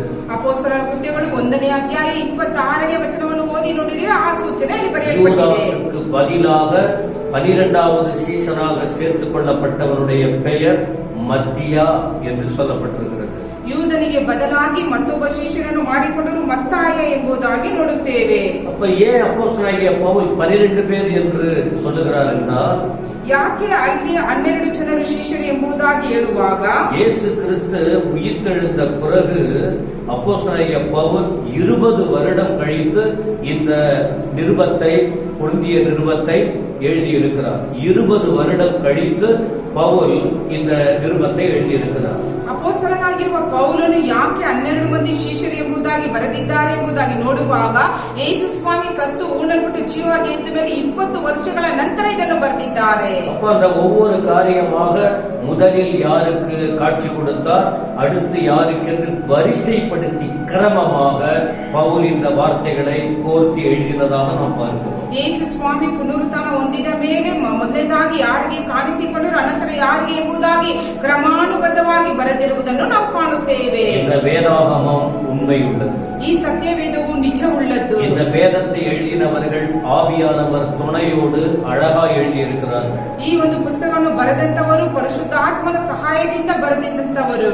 இதை தெய்வ நம்பிக்கையோடு ஒரு மனுஷன் படிக்கும் போது, இந்த வார்த்தைகளை கேட்கும் போது, ಒಬ್ಬ ಮನುಷ್ಯನು ದೇವ ಭಕ್ತಿಯಿಂದ ಓದುವಾಗ ಕೇಳುವಾಗ யாருக்கும் இதில் சந்தேகம் வருவதற்கு வாய்ப்பே கிடையாது. ಯಾರಿಗೂ ಸಂದೇಹ ಬರುವ ಅವಶ್ಯಕತೆ ಇಲ್ಲ. இது யாரோ ஒருவருடைய கட்டுக்கதையை திரித்து எழுதப்பட்ட வார்த்தைகள் கிடையாது. ಯಾರೋ ಹೇಗೋ ಕಟ್ಟುಪಾಟಿನಗಾಗಿ ಬರೆದಂತ ಕಥೆಯೂ ಅಲ್ಲ. இது பரலோக தேவனை குறித்ததான பரிசுத்த வார்த்தைகள். ಆದರೆ ಪರಲೋಕ ದೇವರನ್ನು ಸೂಚಿಸಿರುವ ಪರಿಶುದ್ಧವಾದ ಮಾತುಗಳು. இந்த தேவன் என்றைக்கும் உயிருள்ளவராய் இருக்கிறார். ಈ ದೇವರು ಯಾವಾಗಲೂ ಜೀವವುಳ್ಳ ದೇವರಾಗಿದ್ದಾರೆ. இதிலே தேவனுடைய ஜீவன் காணப்படுகிறது. ಇದರಲ್ಲಿ ದೇವರ ಜೀವವು ಕಾಣಲ್ಪಡುತ್ತದೆ. இந்த வேத வார்த்தையில் ஆண்டுடைய வல்லமை இருக்கிறது. ಈ ಒಂದು ದೇವರ ವಾಕ್ಯದಲ್ಲಿ ಆತನ ಬಲವು ಇದೆ. வேதைகள் ஞானம் அடையக்கூடிய கருத்துக்கள் இதிலே பார்க்க முடியும். ಜ್ಞಾನವಿಲ್ಲದವರು ಜ್ಞಾನವನ್ನು ಪಡೆದುಕೊಳ್ಳುವಂತ ಅರ್ಥಪೂರ್ಣವಾದ ವಾಕ್ಯಗಳು ಉಂಟು. தெளிவு இல்லாதவர்கள் இந்த வார்த்தைகளை வாசிக்கும் போதும் கேட்கும் போதும் நல்லதொரு தெளிவுள்ளவர்களாய் மாறிவிட முடியும். ತಿಳುವಳಿಕೆ ಇಲ್ಲದವರು ಈ ವಾಕ್ಯಗಳನ್ನು ಓದುವಾಗ ಕೇಳುವಾಗ ಒಳ್ಳೆಯ ಜ್ಞಾನವಂತರಾಗಿ ಮಾರ್ಪಡಲು ಸಾಧ್ಯ. வார்த்தைகளை கேட்கிற அன்பு சகோதர சகோதரி, ಈ ವಾಕ್ಯವನ್ನು ಕೇಳುವಂತ ನನ್ನ ಪ್ರೀತಿಯ ಸಹೋದರ ಸಹೋದರಿಯರೇ, எத்தனை நாட்களாய் எத்தனை வருஷங்களாக இந்த சத்தம் உங்கள் காதுகளில் விழுந்து கொண்டிருக்கிறது. ಎಷ್ಟು ದಿನಗಳ ಕಾಲ, ಎಷ್ಟು ವರ್ಷಗಳ ಕಾಲ ಈ ಶಬ್ದಗಳು ನಿಮ್ಮ ಕಿವಿಗೆ ಬೀಳುತ್ತಿದೆ. நீங்கள் இன்னும் தெளிவில்லாதவர்களாய் இருக்கிறீர்களா? ಇನ್ನು ತಿಳುವಳಿಕೆ ಇಲ್ಲದೆ ಇದ್ದೀರಾ? தெய்வீக ஞானம் பெறாதவர்களாய் இருக்கிறீர்களா? ದೈವಿಕವಾದ ಜ್ಞಾನವನ್ನು ಹೊಂದದೇ ಇದ್ದೀರಾ? தேவனுடைய மகத்துவமான வல்லமை இந்த வார்த்தைகளை போதிக்கும் போது நீங்கள் அதை கேட்கிறீர்களே, அது உங்கள் வாழ்க்கையில் கிரியை செய்ய ஒப்பு கொடுத்திருக்கிறீர்களா? ದೇವರ ಮಹತ್ತಾದ ಜ್ಞಾನ ಉಳ್ಳದಾಗಿ ದೇವರ ವಾಕ್ಯವು ನಿಮಗೆ ಬೋಧಿಸುವಾಗ ನೀವು ಒಪ್ಪಿಸಿಕೊಡದೇ ಇದ್ದೀರಾ? இந்த வார்த்தை நீங்கள் உண்மையாய் கவனிக்கும் போது, ஏற்றுக்கொள்ளும் போது, நீங்கள் எப்படிப்பட்ட நிலைமையில் உள்ளவர்களாய் இருந்தாலும் உங்கள் ஜீவியத்தை மாற்றக்கூடிய மகிமையின் அபிஷேகம் இந்த வார்த்தைக்குள் அடங்கி இருக்கிறது. ನೀವು ಎಂತ ಪರಿಸ್ಥಿತಿಯಲ್ಲಿ ಇದ್ದುಕೊಂಡು ದೇವರ ವಾಕ್ಯವನ್ನು ಕೇಳುವಾಗಲೂ ನಿಮ್ಮನ್ನು ಎಚ್ಚರಿಕೆ ಪಡಿಸುವಂತ ವಾಕ್ಯವು ಜೀವವುಳ್ಳ ವಾಕ್ಯವು ಇದರಲ್ಲಿ ಬರೆಯಲ್ಪಟ್ಟಿದೆ. 12 சீசர்களை ஆண்டவர் இயேசு சந்தித்தார். 12 ಮಂದಿ ಅಪೊಸ್ತಲರನ್ನು ದೇವರು ಸಂಧಿಸಿದರು. அப்படியானால் சீசர்கள் என்ன செய்தார்கள்? ಹಾಗಾದರೆ ಶಿಷ್ಯರು ಏನು ಮಾಡಿದರು? மத்தேயு எழுதின சுவிசேஷம் 28ஆம் அதிகாரத்தை திருப்பி வைத்துக் கொள்ளுங்கள். ಮತ್ತಾಯನು ಬರೆದ ಸುವಾರ್ತೆ 28ನೇ ಅಧ್ಯಾಯವನ್ನು ತೆಗೆದಿಟ್ಟುಕೊಳ್ಳಿರಿ. 2 வசனத்தில் உள்ள 3 காரியங்களை உங்களுக்கு நான் கோடிட்டு காட்ட விரும்புகிறேன். ಈ ಒಂದು 2 ವಚನಗಳಲ್ಲಿ 3 ಕಾರ್ಯಗಳನ್ನು ನಿಮಗೆ ಹೇಳುತ್ತೇವೆ. அதிலே மத்தேயு 28ஆம் அதிகாரம் 16ஆம் வசனத்தில் முதல் பகுதி பாருங்கள். ಮತ್ತಾಯನು ಬರೆದ ಸುವಾರ್ತೆ 28ನೇ ಅಧ್ಯಾಯ 16ನೇ ವಚನದ ಮೊದಲನೇ ಭಾಗವನ್ನು ನೋಡಿರಿ. இயேசு கிறிஸ்து என்ன செய்கிறார்? 11 சீசர்களை சந்திக்கிறார். ಇಲ್ಲಿ ಯೇಸು ಸ್ವಾಮಿ 11 ಮಂದಿ ಶಿಷ್ಯರನ್ನು ಸಂಧಿಸುತ್ತಾರೆ. ஆனால் என்ன நடந்தது பாருங்கள். இந்த 11 சீஷர்களும் கலிலேயாவிலே இயேசு தங்களுக்கு குறித்திருந்த மலைக்கு போனார்கள். இயேசு குறித்திருந்த மலைக்கு போனார்கள். ಈ 11 ಮಂದಿ ಶಿಷ್ಯರು ಏನು ಮಾಡಿದರು ಎಂಬುದಾಗಿ ನೋಡುವಾಗ ಗಲಿಲಾಯಕ್ಕೆ ಹೋಗಿ ಯೇಸು ತಮಗೆ ಗೊತ್ತು ಮಾಡಿದ ಬೆಟ್ಟಕ್ಕೆ ಸೇರಿದರು. இயேசு கிறிஸ்து உயிரோடு இருக்கும் போதே, மரணத்திற்கு முன்பு உயிரோடு இருக்கும் போது இந்த விஷயங்களை சீசர்களுக்கு இயேசு சொல்லியிருந்தார். ಯೇಸು ಸ್ವಾಮಿ ಮರಣ ಹೊಂದುವುದಕ್ಕೆ ಮುಂಚಿತವಾಗಿ ಈ ವಿಷಯಗಳನ್ನು ಶಿಷ್ಯರಿಗೆ ಹೇಳಿದರು. ஆனால் அந்த வார்த்தைகள் அவர்கள் அப்பொழுது கேட்டு அதை அப்படியே உள்ளத்தில் ஏற்றுக்கொண்டார்கள். ஆனால் அவர்களுக்குள்ளே சில பயமும் திகிலும் காணப்பட்டது. ಆದರೆ ಯೇಸು ಸ್ವಾಮಿ ಹೇಳಿದ ಮಾತುಗಳನ್ನು ಹೃದಯದಲ್ಲಿ ಸ್ವೀಕರಿಸಿದರು. ಆದರೆ ಲೋಕದ ಜನರ ಒಂದು ಭಯವು ಅವರನ್ನು ಅಲ್ಲಾಡಿಸಿತು. இயேசு சொன்னார், ஆனால் அவர்கள் மறந்து விடவில்லை. ಯೇಸು ಸ್ವಾಮಿ ಹೇಳಿದರು, ಆದರೆ ಶಿಷ್ಯರು ಮರೆತು ಹೋಗಲಿಲ್ಲ. இயேசு கிறிஸ்து உயிரோடு எழும்புவதற்கு முன்பு அவர்கள் வாழ்க்கையில் பதட்டம் இருந்தது. பதறி ஓடினார்கள். ಯೇಸು ಸ್ವಾಮಿ ಪುನರುತ್ಥಾನ ಹೊಂದುವುದಕ್ಕೆ ಮುಂಚಿತವಾಗಿ ಸಮಯವು ಗಡಿಬಿಡಿಯಿಂದ ಓಡಲಾರಂಭಿಸಿದರು. ஆனால் அந்த தெய்வம் சொன்னதான வார்த்தை அவர்கள் இருதயத்துக்குள்ளே அப்படியே தங்கிவிட்டது. ಆದರೆ ಯೇಸು ಸ್ವಾಮಿ ಹೇಳಿದ ಮಾತುಗಳು ಅವರ ಹೃದಯದಲ್ಲಿ ಹಾಗೆಯೇ ಇತ್ತು. 11 சீஷர்களும் ஆண்டவர் சொன்ன குறித்த இடத்திற்கு போனார்கள் என்று வேதம் சொல்லுகிறது. 11 ಮಂದಿ ಶಿಷ್ಯರು ಯೇಸು ಸ್ವಾಮಿ ಗೊತ್ತು ಮಾಡಿದ ಬೆಟ್ಟಕ್ಕೆ ಹೋದರು ಎಂಬುದಾಗಿ ವಾಕ್ಯ ಹೇಳುತ್ತದೆ. அப்படியானால் இதற்குள்ளே இருக்கிற ஒரு விஷயம் என்ன? ಆದರೆ ಇದರೊಳಗಿರುವಂತಹ ಒಂದು ವಿಷಯವೇನು? தடுமாற்றமான சூழ்நிலையிலும் தளராத மனநிலை. ಎಡವಿ ಬೀಳುವಂತ ಸಮಯದಲ್ಲಿ ಸಹ ಎಡವಿ ಬೀಳದ ಹಾಗೆ ಇರುವಂತ ಮನಸ್ಸು. வாழ்க்கையில் ஒரு சம்பவம் நடக்கும் போது எல்லா மனுஷனுக்கும் தடுமாற்றங்கள் கண்டிப்பாக வரும். ಒಬ್ಬ ಮನುಷ್ಯನ ಜೀವಿತದಲ್ಲಿ ಒಂದು ವಿಷಯ ನಡೆಯುವಾಗ ಎಡವಿ ಬೀಳುವಂತ ಸಮಯವೂ ಉಂಟು. ஏராளமான வார்த்தைகளை கொண்டு சீஷர்கள் இருதயத்தை இயேசுவானவர் அன்று பக்குவப்படுத்தி இருந்தார். ಶಿಷ್ಯರ ಒಂದು ಮನಸ್ಸನ್ನು ಯೇಸು ಸ್ವಾಮಿ ಒಳ್ಳೆಯ ರೀತಿಯಲ್ಲಿ ಪಕ್ವ ಮಾಡಲು ಹೊಂದಿದರು. இயேசு கிறிஸ்துவோடு கூட இருந்தவர்கள் பழகி அவருடைய வார்த்தைகளை கேட்ட போது அவர்கள் வாழ்வே அவர்தான் என்ற நிலையோடு அவர்கள் காணப்பட்டார்கள். ಯೇಸು ಸ್ವಾಮಿ ಹೇಳುವಂತ ಮಾತುಗಳನ್ನು ಕೇಳಿದಂತ ಜನರು ನನ್ನ ಜೀವಿತವೇ ಯೇಸು ಸ್ವಾಮಿ ಎಂಬುದಾಗಿ ತನ್ನ ಜೀವಿತವನ್ನು ಒಪ್ಪಿಸಿಕೊಟ್ಟವರು. ஆனால் உயிரோடு இருக்கிற ஆண்டவர் மரித்து விட்டார் என்ற நிலைமைகள் அவர்கள் பட்ட பாடுகளை நினைக்கும் போது இவருடைய நிலைமை தடுமாற்றமாகிவிட்டது. ಆದರೆ ಜೀವವುಳ್ಳ ಯೇಸು ಸ್ವಾಮಿ ಮರಣ ಹೊಂದಿದ ಮೇಲೆ ಈ ಒಂದು ಶಿಷ್ಯರ ಜೀವಿತದಲ್ಲಿ ಒಂದು ಹೆದರಿಕೆ ಬಂದಿದೆ ಎಂಬುದಾಗಿ ನೋಡುತ್ತೇವೆ. எல்லாம் சிதறி ஓடினால் கூட இயேசுவானவர் சொன்ன வார்த்தை அவர்கள் இருதயத்தை விட்டு விலகி ஓடவே இல்லை. ಆದರೆ ಯೇಸು ಸ್ವಾಮಿಯನ್ನು ಬಿಟ್ಟು ಎಲ್ಲರೂ ಚದರಿ ಹೋದಾಗಲೂ ಯೇಸು ಸ್ವಾಮಿ ಹೇಳಿದ ಮಾತು ಅವರ ಹೃದಯದಲ್ಲಿ ಇತ್ತು. இந்த தடுமாற்றத்தின் மத்தியிலும் அவர்கள் தங்களை சுதாரித்துக் கொண்டார்கள். ಆದರೆ ಎಡವಿ ಬೀಳುವಂತ ಸಮಯದಲ್ಲಿ ಸಹ ಈ ಮಾತುಗಳನ್ನು ದೃಢಪಡಿಸಿಕೊಂಡರು. இயேசுவானவர் சொன்ன வார்த்தை அவர்கள் நினைவில் வைத்தார்கள். ಯೇಸು ಸ್ವಾಮಿ ಹೇಳಿದ ಮಾತನ್ನು ಅವರು ನೆನಪಿನಲ್ಲಿ ಇಟ್ಟುಕೊಂಡರು. அவர்கள் எந்த இடத்திலே சந்திக்க வேண்டும் இருக்க வேண்டும் என்று சொன்னாரோ அந்த இடத்திலே அவர்கள் போய் காத்திருந்தார்கள். ಯಾವ ಸ್ಥಳದಲ್ಲಿ ಇರಬೇಕೆಂಬುದಾಗಿ ಯೇಸು ಸ್ವಾಮಿ ಹೇಳಿದರು ಆ ಒಂದು ಸ್ಥಳದಲ್ಲಿ ಹೋಗಿ ಕಾದುಕೊಂಡಿದ್ದರು. வாழ்க்கையில என்ன வந்தாலும் வரட்டும் பரவாயில்ல, என்ன வந்தாலும் வரட்டும் பரவாயில்ல, இயேசுவானவர் சொன்னது நடக்கும்ங்கிற ஒரு தைரியத்துக்குள்ளே வந்து விட்டார்கள். ಆದರೆ ತಮ್ಮ ಜೀವಿತದಲ್ಲಿ ಏನೇ ಬಂದರೂ ಬರಲಿ ಯೇಸು ಸ್ವಾಮಿ ಹೇಳಿದ ವಿಷಯಗಳು ನೆರವೇರುತ್ತದೆ ಎಂಬ ನಂಬಿಕೆ ಅವರಲ್ಲಿ ಇತ್ತು. இந்த சத்தத்தை கேட்கிற அருமையானவர்களே, ಈ ಶಬ್ದವನ್ನು ಕೇಳುವಂತ ನನ್ನ ಪ್ರೀತಿಯ ಜನರೇ, ஆண்டவர் இயேசு அன்றைக்கு பேசினார் அவர்களோடு.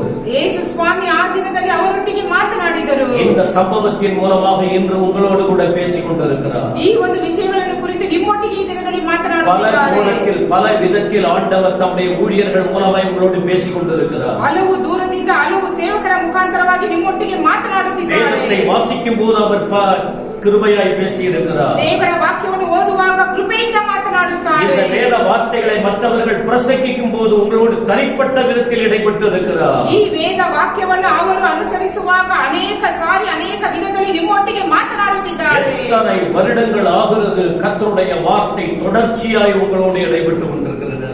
ಎಷ್ಟು ವರ್ಷಗಳ ಕಾಲ ಈ ಒಂದು ದೇವರ ವಾಕ್ಯವು ಎಡೆಬಿಡದೆ ನಿಮ್ಮ ಕಿವಿಗೆ ಬೀಳುತ್ತಿರುವುದು. உங்கள் வாழ்க்கையின் நிலைமை என்னவாய் இருக்கிறது? ನಿಮ್ಮ ಜೀವಿತದ ಸ್ಥಿತಿಯು ಏನಾಗಿದೆ? நீங்கள் நம்புகிற நம்பிக்கை வீணாய் போகிறதினால ನೀವು ನಂಬುವಂತ ವಿಷಯಗಳು ಕೇವಲವಾಗಿ ಹೋಗುವಾಗ வாழ்க்கை பாதிக்கப்பட்டு இருக்கிறதா? ನಿಮ್ಮ ಜೀವಿತವು ಬಾಧೆಯನ್ನು ಅನುಭವಿಸುತ್ತಿರುವಾಗ தடுமாறி கொண்டிருக்கிறீர்களா? ನೀವು ಇನ್ನು ಎಡವಿ ಬೀಳುತ್ತಿದ್ದೀರಾ? உங்கள் மனதில் ஒரு தைரியம் இல்லாமல் இருக்கிறீர்களா? ನಿಮ್ಮ ಹೃದಯದಲ್ಲಿ ಒಂದು ಧೈರ್ಯವಿಲ್ಲದೆ ಇದ್ದೀರಾ? ஆண்டவர் இயேசு உங்களோடு பேசுகிறார் அல்லவா? ದೇವರಾಗಿರುವಂತ ಯೇಸು ಕ್ರಿಸ್ತನು ನಿಮ್ಮೊಟ್ಟಿಗೆ ಮಾತನಾಡುತ್ತಿದ್ದಾರೆ. அவருடைய வார்த்தையை கேட்கிற நீங்கள் எதற்கும் தளர்ந்து போகக்கூடாது. ದೇವರ ವಾಕ್ಯವನ್ನು ಕೇಳುವಂತ ನೀವು ಯಾವುದಕ್ಕೂ ಧೈರ್ಯ ಕೆಡಬಾರದು. மனுஷீக ரீதியில் பல தடுமாற்றங்கள் வந்திருக்கலாம் கடந்த நாட்களில் உங்கள் வாழ்க்கையில். ಮನುಷ್ಯರಾಗಿರುವುದರಿಂದ ಕೆಲವು ಕಾಲಗಳ ನಂತರ ನಿಮಗೆ ಅನೇಕ ಶೋಧನೆಗಳು ಬಂದಿರಬಹುದು. பல விதத்தில் உங்களோடு பேசின வார்த்தை ஜீவனுள்ள வார்த்தைகள். ಹಲವು ಸಾರಿ ನಿಮ್ಮೊಟ್ಟಿಗೆ ಮಾತನಾಡಿದಂತ ವಾಕ್ಯಗಳು ಜೀವವುಳ್ಳದಾಗಿದೆ. அவருடைய வார்த்தை உங்களுக்குள் வந்தபோது எத்தனை பெரிய மாற்றங்கள் பல நிலையில் வந்திருக்கிறது. ದೇವರ ವಾಕ್ಯವು ನಮಗೆ ಸಾರಲ್ಪಡುವಾಗ ಎಷ್ಟು ರೀತಿಯಲ್ಲಿ ನಾವು ಅನೇಕ ಭೇದ ಭಾವಕ್ಕೆ ಸಮಯವನ್ನು ಕೊಟ್ಟಿದ್ದೇವೆ. எனவே இந்த வார்த்தையை நீங்கள் மறந்து விடாதபடிக்கு, ಆದ್ದರಿಂದ ಈ ವಾಕ್ಯಗಳನ್ನು ನೀವು ಮರೆತು ಹೋಗದೆ, அந்தந்த நாடுக்குட்பட்டு உங்களோடு ஆண்டவர் பேசின அந்த வார்த்தையை மறந்து விடாமல் நினைவில் வைத்து, ಪ್ರತಿಯೊಂದು ಸಾರಿ ದೇವರು ನಿಮ್ಮೊಟ್ಟಿಗೆ ಮಾತನಾಡುವಾಗ ಅದನ್ನು ಜ್ಞಾಪಕದಲ್ಲಿ ಇಟ್ಟುಕೊಂಡು அவர் வார்த்தைக்கு கீழ்ப்படியுங்கள். ಆತನ ಮಾತಿಗೆ ವಿಧೇಯರಾಗಿರಿ. சீஷர்கள் ஆண்டவர் சொன்ன வார்த்தையை மறக்கவில்லை, கேட்டார்கள், நினைவில் வைத்தார்கள், கீழ்ப்படிந்தார்கள். ಯೇಸು ಸ್ವಾಮಿ ಹೇಳಿದ ಮಾತನ್ನು ಶಿಷ್ಯರು ಮರೆತು ಹೋಗಲಿಲ್ಲ, ಮನಸ್ಸಿನಲ್ಲಿ ಇಟ್ಟುಕೊಂಡು ವಿಧೇಯರಾದರು. இப்படி அவர்கள் அந்த கீழ்ப்படிதலோடு இருந்த சூழ்நிலையில ಈ ರೀತಿಯಾಗಿ ವಿಧೇಯರಾಗಿ ಇರುವಾಗ மத்தேயு 28ஆம் அதிகாரம் 17ஆம் வசனத்தை வாசித்து பாருங்கள். ಮತ್ತಾಯನು ಬರೆದ ಸುವಾರ್ತೆ 28ನೇ ಅಧ್ಯಾಯ 17ನೇ ವಚನವನ್ನು ಓದಿ ನೋಡಿರಿ. அங்கே அவர்கள் அவரை கண்டு பணிந்து கொண்டார்கள் என்று சொல்லுகிறது. ಅಲ್ಲಿ ಆತನನ್ನು ಕಂಡು ಆತನಿಗೆ ಅಡ್ಡ ಬಿದ್ದರು ಎಂಬುದಾಗಿ. தேவ வார்த்தை மாறாதது பாருங்கள். ದೇವರ ವಾಕ್ಯವು ಮಾರ್ಪಡುವುದಿಲ್ಲ.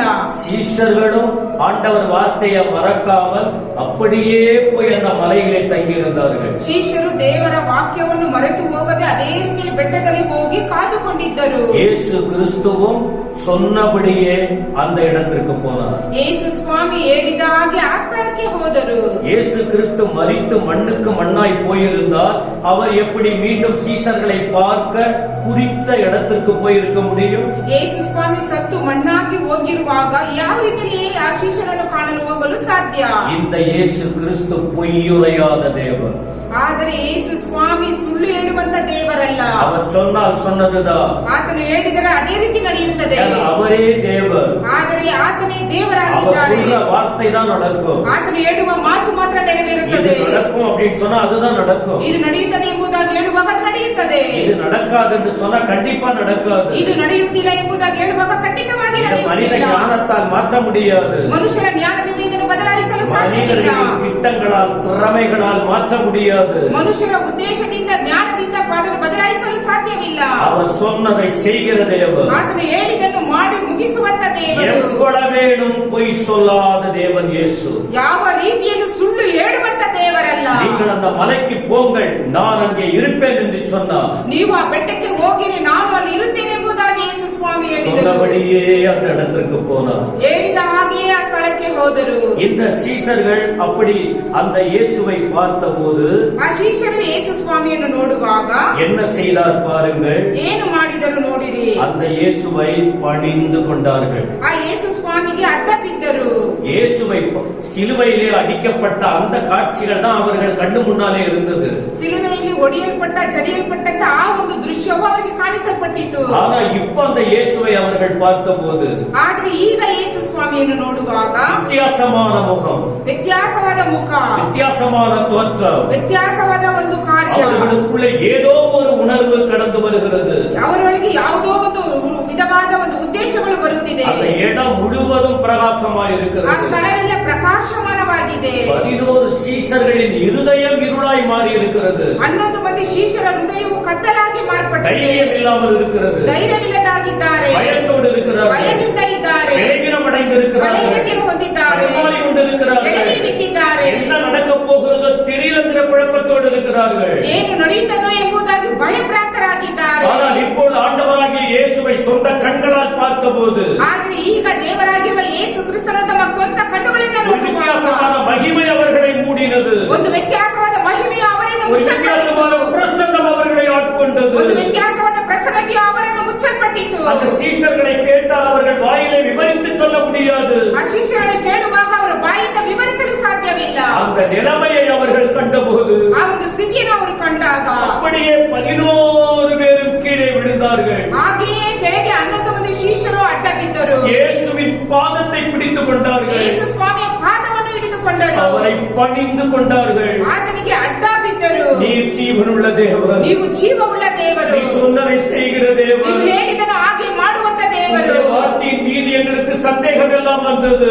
ನಿಮ್ಮ ಮಾತುಗಳನ್ನು ಕುರಿತು ನಮಗೆ ಸಂದೇಹವಾಗಿತ್ತು. ஆனால் நீர் உண்மையாகவே தேவன் தான். ನೀವು ನಿಜವುಳ್ಳ ದೇವರು. அவர்கள் இருதயம் பொங்க ஆரம்பித்தது. ಅವರ ಹೃದಯವು ಉಕ್ಕಿ ಹರಿಯಿತು. இன்னைக்கு மனிதர்கள் எங்கெங்கேயோ விழுந்து கிடக்கிறார்கள். ಆದರೆ ಈ ಒಂದು ಕಾಲದಲ್ಲಿ ಮನುಷ್ಯರು ಅಲ್ಲಲ್ಲಿ ಬಿದ್ದಿದ್ದಾರೆ. இயேசுவின் பாதத்தில் ஒரு மனுஷன் விழும்போது அவருடைய வாழ்க்கையின் தன்மை வித்தியாசமாய் மாறும். ಆದರೆ ಯೇಸು ಸ್ವಾಮಿಯ ಪಾದದಲ್ಲಿ ಒಬ್ಬ ಮನುಷ್ಯನು ಬೀಳುವಾಗ ಆತನ ಜೀವಿತವು ಒಂದು ವ್ಯತ್ಯಾಸವಾಗಿ அவர் ಕಾಣಲ್ಪಡುತ್ತದೆ. பொய்யுரையாத தேவன் மட்டுமல்ல, ಆತನು ಸುಳ್ಳು ಹೇಳುವಂತ ದೇವರಲ್ಲ, அவர் ஆராதனைக்குரிய தேவன். ಆತನು ಆರಾಧನೆಗೆ ಸಂಬಂಧಪಟ್ಟಂತ ದೇವರು. பணிந்து கொண்டார்கள் என்று சொன்னார். ಅಡ್ಡ ಬಿದ್ದರು ಎಂಬುದಾಗಿ ಹೇಳುವಾಗ ஆராதனைக்குரிய தேவனுக்கு கனத்தை செலுத்தினார்கள். ಆರಾಧನೆಗೆ ಸಂಬಂಧಪಟ್ಟ ದೇವರಿಗೆ ಅವರು ಒಂದು ಘನವನ್ನು ಸಲ್ಲಿಸಿದರು. பிரியமானவர்களே, ಪ್ರಿಯರಾದವರೇ, இந்த சீஷர்களின் நிலைமை அவர்களை கேட்டா அவங்க சொல்லுவாங்க, ಈ ಒಂದು ಶಿಷ್ಯರ ಸ್ಥಿತಿಯನ್ನು ಕೇಳುವಾಗ ಅವರು ಹೇಳುತ್ತಿದ್ದರು, இந்த வார்த்தைகளை நான் சொல்லும் போது அவருடைய பிரசன்னம் என்ன என்பதை என்னால் உணர முடிகிறது. ಈ ವಾಕ್ಯಗಳನ್ನು ಹೇಳುವಾಗಲೇ ಅವರ ಒಂದು ಪ್ರಸನ್ನತೆ ಏನೆಂಬುದಾಗಿ ನಮ್ಮ ಬೋಧಕರು ಹೇಳಲು ಸಾಧ್ಯ. இந்த வார்த்தைகளை கேட்கிற உங்கள் வாழ்க்கையில் உங்கள் இருதயத்தின் தன்மை என்னவாய் காணப்படுகிறது? ಈ ವಾಕ್ಯವನ್ನು ಕೇಳುತ್ತಿರುವ ನಿಮ್ಮ ಜೀವಿತದಲ್ಲಿ ನಿಮ್ಮ ಹೃದಯದ ಗುಣವು ಯಾವ ರೀತಿ ಇದೆ? இயேசு கிறிஸ்துவை விட்டு தூரம் இருக்கும்போது அவருடைய வாழ்க்கையின் நிலைமை வேறு. ಯೇಸು ಸ್ವಾಮಿಯನ್ನು ಬಿಟ್ಟು ದೂರ ಇರುವಾಗ ಅವರ ಸ್ಥಿತಿಯೇ ಬೇರೆ. இயேசு கிறிஸ்துவோடு கூட அவருடைய பிரசன்னத்துக்குள் இருக்கும்போது அவருடைய இருதயம் கொழுந்து விட்டு எரிய ஆரம்பிக்கும். ಆದರೆ ಯೇಸು ಸ್ವಾಮಿಯೊಟ್ಟಿಗೆ ಇದ್ದು ಆತನ ಕಾರ್ಯವನ್ನು ಅರಿತುಕೊಳ್ಳುವಾಗ ಅವರ ಹೃದಯವು ಅತ್ತಿ ಉರಿಯುತ್ತಿರುತ್ತದೆ. அதனாலே தேவனை, பொய்யுரையாத தேவனை பற்றிக் கொள்ளுங்கள். ನಿಜವುಳ್ಳ ದೇವರನ್ನು ಹಿಡಿದುಕೊಳ್ಳಿರಿ. அவர் பாதத்தில் விழுங்கள். ಆತನ ಪಾದದಲ್ಲಿ ಬೀಳಿರಿ. அந்த பரிசுத்த தேவனுக்குள்ளே பாதம் பணியுங்கள். ಆ ಪರಿಶುದ್ಧವಾದ ದೇವರ ಪಾದಕ್ಕೆ ಅಡ್ಡ ಬೀಳಿರಿ. ஆராதனை செய்யுங்கள். ಆರಾಧನೆ ಮಾಡಿರಿ. பாடல்களை பாடி அவரை துதியுங்கள். ಹಾಡುಗಳನ್ನು ಹಾಡಿ ಆತನನ್ನು ಸ್ತುತಿಸಿರಿ. உங்கள் பாத்திரம் நிரம்பி வழிய ஆரம்பிக்கும். ನಿಮ್ಮ ಪಾತ್ರೆ ತುಂಬಿ ತುಳುಕಲು ಸಾಧ್ಯವಾಗುತ್ತದೆ. தேவையில்லாத சோர்வு இருதயத்தில் இருக்காது. ಬೇಡವಾದ ಒಂದು ಸಮಸ್ಯೆಯು ನಿಮ್ಮ ಹೃದಯದಲ್ಲಿ ಇರುವುದಿಲ್ಲ. தேவையில்லாத பிரச்சனை உங்களுக்குள் வராது. ಬೇಡವಾದ ವಿಷಯಗಳು ನಿಮ್ಮ ಹೃದಯಕ್ಕೆ ಬರಲು ಸಾಧ್ಯವಿಲ್ಲ.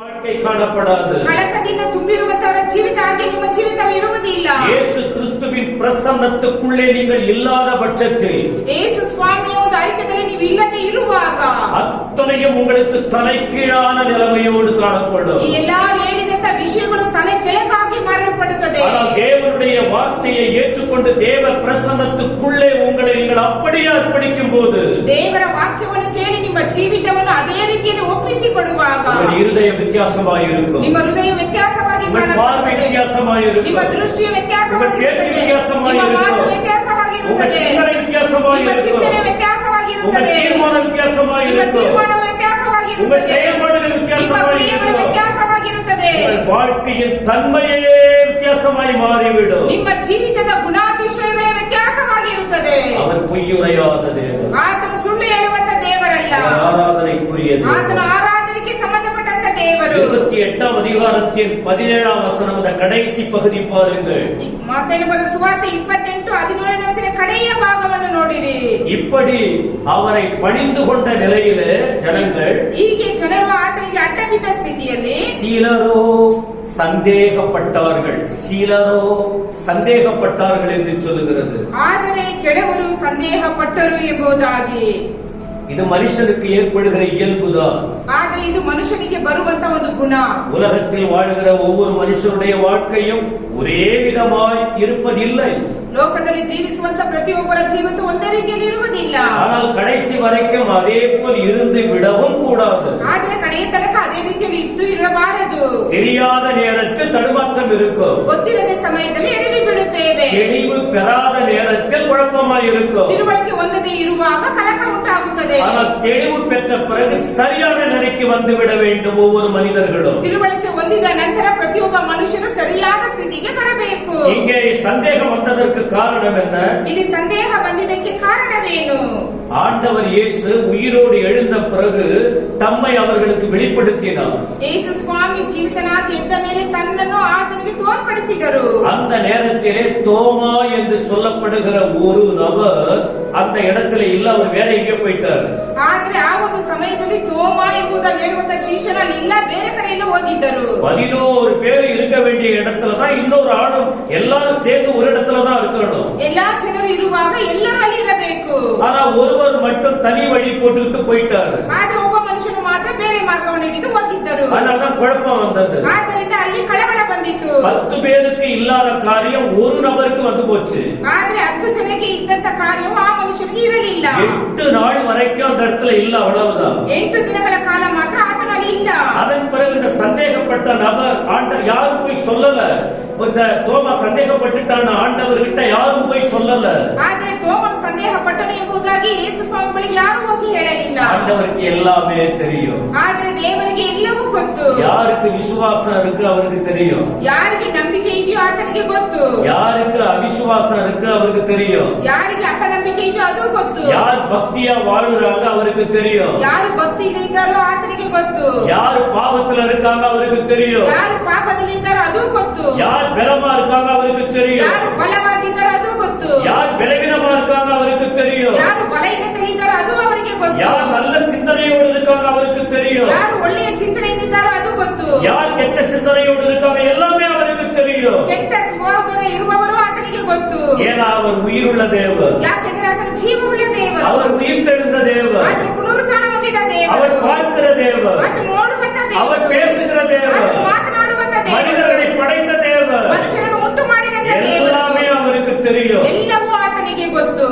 10 பேர் விசுவாசத்தோடு ஒரு இடத்தில் இருந்தார்கள். 10 ಜನರು ನಂಬಿಕೆಯಿಂದ ಒಂದು ಸ್ಥಳದಲ್ಲಿ ಇದ್ದರು. ஆனா ஒரு மனுஷன் அந்த இடத்தை விட்டு தூரம் போயிட்டான். ಆದರೆ ಒಬ್ಬ ಮನುಷ್ಯನ ಆ ಸ್ಥಳವನ್ನು ಬಿಟ್ಟು ದೂರ ಹೋಗಿದ್ದನು. அதனாலதான் சந்தேகம் வந்துச்சு. ಆದ್ದರಿಂದ ಅವನಿಗೆ ಸಂದೇಹ ಬಂದಿತು. உடனே ஆண்டவர் மீண்டும் ஒரு முறை அந்த இடத்துக்கு வந்து தம்மை வெளிப்படுத்துகிறார். ಮತ್ತೊಂದು ಸಾರಿ ಯೇಸು ಸ್ವಾಮಿ ಅಲ್ಲಿ ಬಂದು ತನ್ನನ್ನು ತೋರ್ಪಡಿಸಿಕೊಳ್ಳುತ್ತಾರೆ. சந்தேகப்பட்டவர் அப்படியே விட்டுல ஆண்டவர். ಸಂದೇಹಪಟ್ಟವನು ಹಾಗೆ ಬಿಟ್ಟು ಬಿಡಲಿಲ್ಲ. பிரியமானவர்களே, நாம கூட சில நேரத்தில் சில பிரச்சனையோடு வாழ்ந்து கொண்டிருக்கிறோம். ನಾವು ಸಹ ಅನೇಕ ಸಮಯಗಳಲ್ಲಿ ಅನೇಕ ಒಂದು ರೀತಿಯಲ್ಲಿ ಸಂದೇಹದಿಂದ ಇದ್ದೇವೆ. மனிதர்கள் என்ன பண்ணுவாங்க பாருங்க. ಮನುಷ್ಯರು ಏನು ಮಾಡುತ್ತಾರೆ ನೋಡಿರಿ. பிரச்சனைகள் வரும்போது, குழப்பம் வரும்போது அவங்களை அப்படியே ஒதுக்கி விட்டுருவாங்க. ಸಮಸ್ಯೆಗಳು ಕಲಹಗಳು ಬರುವಾಗ ಮನುಷ್ಯರನ್ನು ಹಾಗೆ ಬೇರ್ಪಡಿಸುತ್ತಾರೆ. ஒரு நல்ல சிந்தனையுள்ள மனிதர்கள், தேவனுடைய பிள்ளைகள் என்ன செய்வார்கள்? ಆದ್ರೆ ಒಳ್ಳೆಯ ಚಿಂತನೆ ಇರುವವರು ದೇವ ಮನುಷ್ಯರು ಏನು ಮಾಡುತ್ತಾರೆ? அவங்களுக்கு தெரியல அதை பண்றாங்க. ಅವರಿಗೆ ಗೊತ್ತಿಲ್ಲ ಅದನ್ನು ಮಾಡುತ್ತಾರೆ. அவர்களை நாம் விட்டுவிடக் கூடாது. ಅವರನ್ನು ನಾವು ಬಿಟ್ಟು ಬಿಡಬಾರದು. மீண்டும் அவர்களை ஒன்றாய் இணைக்க வேண்டும் என்றுதான் நல்லவர்கள் யோசிப்பார்கள். ಮತ್ತೆ ಎಲ್ಲರನ್ನು ಒಂದು ಗೂಡಿಸಬೇಕೆಂಬುದಾಗಿ ಒಳ್ಳೆಯವರು ಯೋಚಿಸುತ್ತಾರೆ. மனிதர்களே அப்படி யோசிக்கும் போது, ಮನುಷ್ಯರೇ ಹಾಗೆ ಯೋಚನೆ ಮಾಡುವಾಗ மனிதனை நேசிக்கிற ஆண்டவர் அப்படி விடுவாரா? ಮನುಷ್ಯರನ್ನು ಪ್ರೀತಿ ಮಾಡುತ್ತ ದೇವರು ಹಾಗೆ ಬಿಡುತ್ತಾರಾ? சந்தேகம் உள்ள மனிதனை தேடி போனார். ಸಂದೇಹ ಪಟ್ಟಂತ ಮನುಷ್ಯನನ್ನು ಹುಡುಕಿ ಹೋದರು. அவருடைய சந்தேகத்தை போக்க நினைத்தார். ಆ ಸಂದೇಹವನ್ನು ಹೋಗಲಾಡಿಸಿದರು. தோமாவே, என்னை பார். ತೋಮನೇ, ನನ್ನನ್ನು ನೋಡು. என் விலாவிலே உன் விரலை போடு. ನನ್ನ ಒಂದು ಪಕ್ಕೆಯಲ್ಲಿ ನಿನ್ನ ಕೈಯನ್ನು ಹಾಕು. இதோ என் கையை பார். ನನ್ನ ಕೈಯನ್ನು ನೋಡು. அதிலே காயம் இருக்கிறது பார். அதிலே உன் விரலை போடு. ನನ್ನ ಒಂದು ಪಕ್ಕೆಗಳಲ್ಲಿ ಗಾಯಗಳಿವೆ, ನಿನ್ನ ಬೆರಳನ್ನು ಅದರಲ್ಲಿ ಹಾಕು. சந்தேகப்பட்ட தோமா கையை நீட்டி விலாவுல போடல. ಆದ್ರೆ ಸಂದೇಹ ಪಟ್ಟಂತಹ ತೋಮನು ಕಣ್ಣ ಬೆರಳುಗಳನ್ನು ಅದರಲ್ಲಿ ಹಾಕಲಿಲ್ಲ. ஆண்டுடைய கையிலே ஆணி அடிக்கப்பட்டது. அந்த காயத்துக்குள்ள அந்த விரலை போடல. ಆದ್ರೆ ಯೇಸು ಸ್ವಾಮಿಯ ಕೈಯಲ್ಲಿ ಮೊಳೆಯಿಂದ ಚಡಿದರಲ್ಲ, ಆ ಒಂದು ಗಾಯದಲ್ಲಿ ಆತನ ಬೆರಳನ್ನು ಹಾಕಲಿಲ್ಲ. தோமா அழ ஆரம்பித்தார். ತೋಮನು ಅಳಲಾರಂಭಿಸಿದನು. அவன் மேல சந்தேகப்பட்டுட்டனே ஆண்டவரே. ನಾನು ನಿನ್ನ ಮೇಲೆ ಸಂದೇಹ ಪಟ್ಟನೆ ದೇವರೇ. 3 வருஷம் உங்களோட இருந்தேன். 3.5 ವರ್ಷ ನಿನ್ನೊಟ್ಟಿಗೆ ಇದ್ದೇನೆ. உங்க ஆலோசனைகளை கேட்டேன். ನಿಮ್ಮ ಆಲೋಚನೆಗಳನ್ನು ಕೇಳಿದ್ದೇನೆ. யாருன்னு எனக்கு தெரியும். ನೀವು ಯಾರು ಎಂಬುದಾಗಿ ನನಗೆ ಗೊತ್ತು. உங்களுடைய பிரசனை எவ்வளவு அற்புதமானது. ನಿಮ್ಮ ಪ್ರಸನ್ನತೆ ಎಷ್ಟು ಅದ್ಭುತವಾದದ್ದು. உங்க மேல சந்தேகப்பட்டுட்டேன். ನಿಮ್ಮ ಮೇಲೆ ನಾನು ಸಂದೇಹ ಪಟ್ಟೆನಲ್ಲ. என் தேவனே என்று சொல்லி அவர் வாயை திறந்து அறிக்கையிட்டார். ನನ್ನ ದೇವನೇ ಎಂಬುದಾಗಿ ಕರೆದು ತನ್ನ ಬಾಯಿಯಿಂದ ಅರಿಕೆ ಮಾಡಿದರು. ஒரு தேவன் அந்த தோமாவை பார்த்து ஒரு வார்த்தை சொன்னார். ಆಗ ದೇವರು ಆ ತೋಮನನ್ನು ನೋಡಿ ಒಂದು ಮಾತನ್ನು ಹೇಳಿದರು. நீ கண்ணால பார்த்ததனால விசுவாசிக்கிற. ನೀನು ಕಣ್ಣಾರೆ ನೋಡಿದ್ದರಿಂದ ನಂಬುತ್ತೀಯಾ? காணாமல் என்னை விசுவாசிக்கிறவர்கள் பாக்கியவான்கள். ನೋಡದೆ ನಂಬುವವರು ಧನ್ಯರು ಎಂಬುದಾಗಿ. சத்தத்தை கேட்கிற அருமையானவர்களே, ಈ ಶಬ್ದವನ್ನು ಕೇಳುವಂತ ನನ್ನ ಪ್ರೀತಿಯ ಜನರೇ, 3 வருஷம் நாம இயேசுவோடு இல்ல. 3.5 ವರ್ಷ ನಾವು ಯೇಸು ಸ್ವಾಮಿಯೊಟ್ಟಿಗೆ ಇಲ್ಲ. அப்போஸ்தலர்கள் சீஷர்களை போல. ಆ ಶಿಷ್ಯರ ಹಾಗೆ. ஆனா நாம பல வருடங்களாக இயேசுவை உள்ளத்தில் ஏற்றுக்கொண்டிருக்கிறோம். ಹಲವು ವರ್ಷಗಳಿಂದ ಯೇಸು ಸ್ವಾಮಿ ನಮ್ಮ ಹೃದಯದಲ್ಲಿ ಸ್ವೀಕರಿಸಿಕೊಂಡಿದ್ದೇವೆ. நம்முடைய வாழ்க்கையில் எத்தனை அற்புதங்கள், ನಮ್ಮ ಜೀವಿತದಲ್ಲಿ ಎಷ್ಟು ಒಂದು ಮಹತ್ ಕಾರ್ಯಗಳು, எத்தனை கவன ஆலோசனைகள், ಎಷ್ಟು ಆಲೋಚನೆಗಳು, எவ்வளவோ ஆறுதல். ಎಷ್ಟು ಆದರಣೆಗಳು. இன்னும் இந்த வார்த்தைகளை கேட்கிற உங்கள் வாழ்வில் ಈ ವಾಕ್ಯವನ್ನು ಕೇಳುತ್ತಿರುವಂತ ನಿಮ್ಮ ಜೀವಿತದಲ್ಲಿ விசுவாசத்துக்கு இடம் கொடுத்திருக்கீங்களா? ಅಪನಂಬಿಕೆಗೆ ನೀವು ಸ್ಥಳವನ್ನು ಕೊಟ್ಟಿದ್ದೀರಾ? சபை மேல நம்பிக்கை இல்லையா? ಯೇಸು ಸ್ವಾಮಿ ಮೇಲೆ ನಂಬಿಕೆ ಇಲ್ಲವಾ? உங்களை அவர் நடத்துவா? ಆತನು ನಿಮ್ಮನ್ನು ನಡೆಸುತ್ತಾನೆ. பிள்ளைகளை காப்பாற்றுவா? ನಿಮ್ಮ ಮಕ್ಕಳನ್ನು ಕಾದುಕೊಳ್ಳುತ್ತಾರೆ. குடும்பத்தை கட்டுவா? ನಿಮ್ಮ ಕುಟುಂಬವನ್ನು ಕಟ್ಟುತ್ತಾರೆ. தேவைகளை சந்திப்பா? ನಿಮ್ಮ ಅಗತ್ಯಗಳನ್ನು ಪೂರೈಸುತ್ತಾರೆ. ஆச்சரியமாய் நடத்துவா? ನಿಮ್ಮನ್ನು ಆಶ್ಚರ್ಯವಾಗಿ ನಡೆಸುತ್ತಾರೆ. குறைகளை நீக்கி போடுவா? ನಿಮ್ಮ ಕೊರತೆಗಳನ್ನು ನೀಗಿಸುವರು. உங்களை மேன்மைப்படுத்துவா? ನಿಮ್ಮನ್ನು ಉತ್ತರಿಸುವರು. உங்களை ஆசீர்வதிப்பா? ನಿಮ್ಮನ್ನು ಆಶೀರ್ವದಿಸುವರು. அந்த விசுவாசம் உங்களுக்கு இருக்கிறதா? ಹಾಗೂ ನಂಬಿಕೆ ನಿಮಗೆ ಇದೆಯಾ? இதற்கு முன்பு உங்கள் வாழ்க்கையின் தன்மை எதுவாக இருந்திருக்கலாம்? ಇದಕ್ಕೆ ಮುಂಚಿತವಾಗಿ ನಿಮ್ಮ ಒಂದು ಕಾರ್ಯಗಳು ಯಾವ ರೀತಿಯಾಗಿ இந்த ಇದ್ದಿರಬಹುದು? செய்தியை கேட்கிற நீங்கள், ಈ ವಾಕ್ಯವನ್ನು ಕೇಳುವಂತ ನೀವು, தோமா ஆண்டவரை பார்த்து சொன்னதை போல, ತೋಮ ಯೇಸು ಸ್ವಾಮಿ ನೋಡಿ ಹೇಳಿದ ಹಾಗೆ, என் ஆண்டவரே, என் தேவனே என்று அறிக்கையிட்டதைப் போல ನನ್ನ ಸ್ವಾಮಿಯೇ ನನ್ನ ದೇವರೇ ಎಂಬುದಾಗಿ ಆಯ್ಕೆ ಮಾಡಿದ ಹಾಗೆ எப்போதும் எங்களை உம்மிடத்தில் நாங்கள் ஒப்பு கொடுக்கிறோம் ஆண்டவரே. ಈಗಲೂ ನಮ್ಮನ್ನು ನಿಮ್ಮ ಹಸ್ತದಲ್ಲಿ ಒಪ್ಪಿಸಿಕೊಡುತ್ತೇವೆ. சீஷர்கள் ஆண்டுடைய வார்த்தைக்கு கீழ்ப்படிந்தார்கள். ಶಿಷ್ಯರು ದೇವರ ಮಾತಿಗೆ ವಿಧೇಯರಾದರು. சீஷர்கள் ஆண்டவர் இயேசுவை பணிந்து கொண்டார்கள். ಶಿಷ್ಯರು ಯೇಸು ಸ್ವಾಮಿಗೆ ಅಡ್ಡ ಬಿದ್ದರು. சந்தேகப்பட்டவர்கள் வாழ்க்கையில் கூட சந்தேகம் நிவர்த்தியாக்கப்பட்டது. ಸಂದೇಹಪಟ್ಟಂತ ಮನುಷ್ಯನ ಜೀವಿತದಲ್ಲಿ ಸಂದೇಹವು ನಿವಾರಣೆ ಹೊಂದಿತು. இந்த வார்த்தையை நாங்கள் கேட்டோம் ஆண்டவரே. ಈ ವಾಕ್ಯವನ್ನು ನಾವು ಕೇಳಿದ್ದೇವೆ ದೇವರೇ. இன்றைக்கும் உயிருள்ளவராய் இருக்கிறேன். ಈ ದಿನದಲ್ಲಿ ನೀವು ಜೀವಂತವುಳ್ಳ ದೇವರು. நீங்க ஒரு மனுஷனை சந்தித்தால் அங்கே ஒரு பெரிய மாற்றம் இருக்கிறதுப்பா. ನೀವು ಒಬ್ಬ ಮನುಷ್ಯನು ಸಂಧಿಸಿದರಲ್ಲಿ ಒಂದು ದೊಡ್ಡ ಬದಲಾವಣೆ ಉಂಟು ದೇವರೇ. எங்களுடைய நிலைமை உமக்கு தெரியும். ನಮ್ಮ ಪರಿಸ್ಥಿತಿಯು ನಿಮಗೆ ಗೊತ್ತು. ஆனா உம்மை விட்டால் வேற வழி இல்லை. ನಿಮ್ಮನ್ನು ಬಿಟ್ಟರೆ ಬೇರೆ ಮಾರ್ಗವಿಲ್ಲ. உடைய அன்பை உணர்கிறேன். ನಿಮ್ಮ ಪ್ರೀತಿಯನ್ನು ಗ್ರಹಿಸುತ್ತೇನೆ. என் வாழ்க்கையை ஒப்பு கொடுக்கிறோம். ನನ್ನ ಜೀವಿತವನ್ನು ಒಪ್ಪಿಸಿಕೊಡುತ್ತೇನೆ. நடத்துங்க ஆண்டவரே. ನನ್ನನ್ನು ನಡೆಸು ದೇವರೇ. இருக்கிற இடத்துல ಇರುವಂತ ಸ್ಥಳದಲ್ಲಿ உங்க வலது கையை ನಿಮ್ಮ ಬಲಗೈಯನ್ನು இருதயத்திலே வைத்துக் கொண்டு ನಿಮ್ಮ ಹೃದಯದಲ್ಲಿ ಇಟ್ಟುಕೊಂಡು அவர் முகத்தை நோக்கி பாருங்க. ಆತನ ಮುಖವನ್ನು ದೃಷ್ಟಿಸಿ ನೋಡಿರಿ. இதுவரைக்கும் உங்கள் வாழ்க்கையின் அனுபவம் என்னவா கூட இருந்திருக்கலாம். ಇದುವರೆಗೂ ನಿಮ್ಮ ಜೀವಿತದ ಅನುಭವಗಳು ಯಾವ ರೀತಿಯಲ್ಲಾಗಿ ಇದ್ದಿರಬಹುದು. ஆண்டவர் உங்களை சந்திக்க வல்லவராய் இருக்கிறார். ಯೇಸು ಸ್ವಾಮಿ ನಿಮ್ಮನ್ನು ಸಂಧಿಸುವುದಕ್ಕೆ ಬಲವುಳ್ಳವರಾಗಿದ್ದಾರೆ. மகிழ்ச்சி கொடுக்க வல்லவராய் இருக்கிறார். ನಿಮಗೆ ಆನಂದವನ್ನು ಕೊಡುವುದಕ್ಕೆ ಶಕ್ತನಾಗಿದ್ದಾನೆ. ஆசீர்வதிக்க போதுமானவராய் இருக்கிறார். ನಿಮ್ಮನ್ನು ಆಶೀರ್ವದಿಸುವುದಕ್ಕೆ ಶಕ್ತನಾಗಿದ್ದಾನೆ. வணங்கி ஜெபம் பண்ணுவோம். ತಲೆಯನ್ನು ತಗ್ಗಿಸಿ ಪ್ರಾರ್ಥಿಸೋಣ. எங்கள் அருமை பிதாவையும் நாங்கள் துதிக்கிறோம். ನಮ್ಮ ಪ್ರೀತಿಯ ತಂದೆಯೇ ನಿಮ್ಮನ್ನು ಸ್ತುತಿಸುತ್ತೇವೆ. ராஜாவாய் தெய்வமாய் ஏற்றுக்கொள்ள எங்களுக்கு கொடுத்த கிருபைக்காக ஸ்தோத்திரம். ನಿಮ್ಮನ್ನು ದೇವರಾಗಿಯೂ ರಾಜ್ಯವಾಗಿ ಸ್ವೀಕರಿಸುವ ಕೊಟ್ಟಿರುವಂತಹ ಸಮಯಕ್ಕಾಗಿ ಸ್ತೋತ್ರ. நம்மை போல ஒரு தெய்வத்தை இந்த உலகத்தில் நாங்கள் பார்க்க முடியாது ஆண்டவரே. ನಿಮ್ಮಂತ ದೇವರನ್ನು ಈ ಲೋಕದಲ್ಲಿ ನಾವು ಕಾಣಲು ಸಾಧ್ಯವಿಲ್ಲ ದೇವರೇ. வித்தியாசமானவர் ஐயா. ನೀವು ವ್ಯತ್ಯಾಸವಾದ ದೇವರು. அப்போஸ்தலர்களை சந்தித்தீரே. ಅಪೊಸ್ತಲರನ್ನು ಸಂಧಿಸಿದ್ದೀರಾ. அவர்களோடு இடைப்பட்டீரே. ಅವರೊಟ್ಟಿಗೆ ಸಂಚರಿಸಿದ್ದೀರಾ. இந்த வார்த்தைகளை உறுதிப்படுத்தினீரே. ನಿಮ್ಮ ವಾಕ್ಯಗಳನ್ನು ನೀವು ದೃಢಪಡಿಸಿದ್ದೀರಾ. அதை போல இந்த காலை வேளையிலே ಅದೇ ಹಾಗೆ ಈ ಒಂದು ಬೆಳಗಿನ ಸಮಯದಲ್ಲಿ சத்தத்தை கேட்கிற ஒவ்வொருவர் மேலும் ಈ ಶಬ್ದವನ್ನು ಕೇಳುವಂತ ಪ್ರತಿ ಒಬ್ಬೊಬ್ಬರ ಮೇಲೆ வல்லமை இறங்கட்டும். ನಿಮ್ಮ ಬಲವು ಇಳಿದು ಬರಲಿ. வியாதிகள் மாறட்டும். ರೋಗಗಳು ಗುಣ ಹೊಂದಲಿ. பலவீனங்கள் மறையட்டும். ಬಲಹೀನತೆಗಳು ಮರೆಯಲ್ಪಡಲಿ. அற்புதங்கள் நடக்கட்டும். ಅದ್ಭುತಗಳು ನಡೆಯಲಿ. ஒவ்வொருடைய சந்தேகத்தை போக்கும். ಪ್ರತಿಯೊಬ್ಬರ ಸಂದೇಹವನ್ನು ನೀಗಿಸು. எல்லாருடைய கண்ணீரை நீக்கிவிடும். ಎಲ್ಲರ ಕಣ್ಣೀರನ್ನು ಒರೆಸಿ ಬಿಡು. குறைவுகளை நீக்கி போடும். ಕೊರತೆಗಳನ್ನು ನೀಗಿಸು. ஆசீர்வாதங்களை தார். ಆಶೀರ್ವಾದಗಳನ್ನು ದಯಪಾಲಿಸು. உறுதியாய் பற்றிக்கொள்ள கருவைதார். ನಿಮ್ಮನ್ನು ದೃಢವಾಗಿ ಹಿಡಿದುಕೊಳ್ಳುವುದಕ್ಕೆ ಶಕ್ತಿಯನ್ನು ನೀಡು.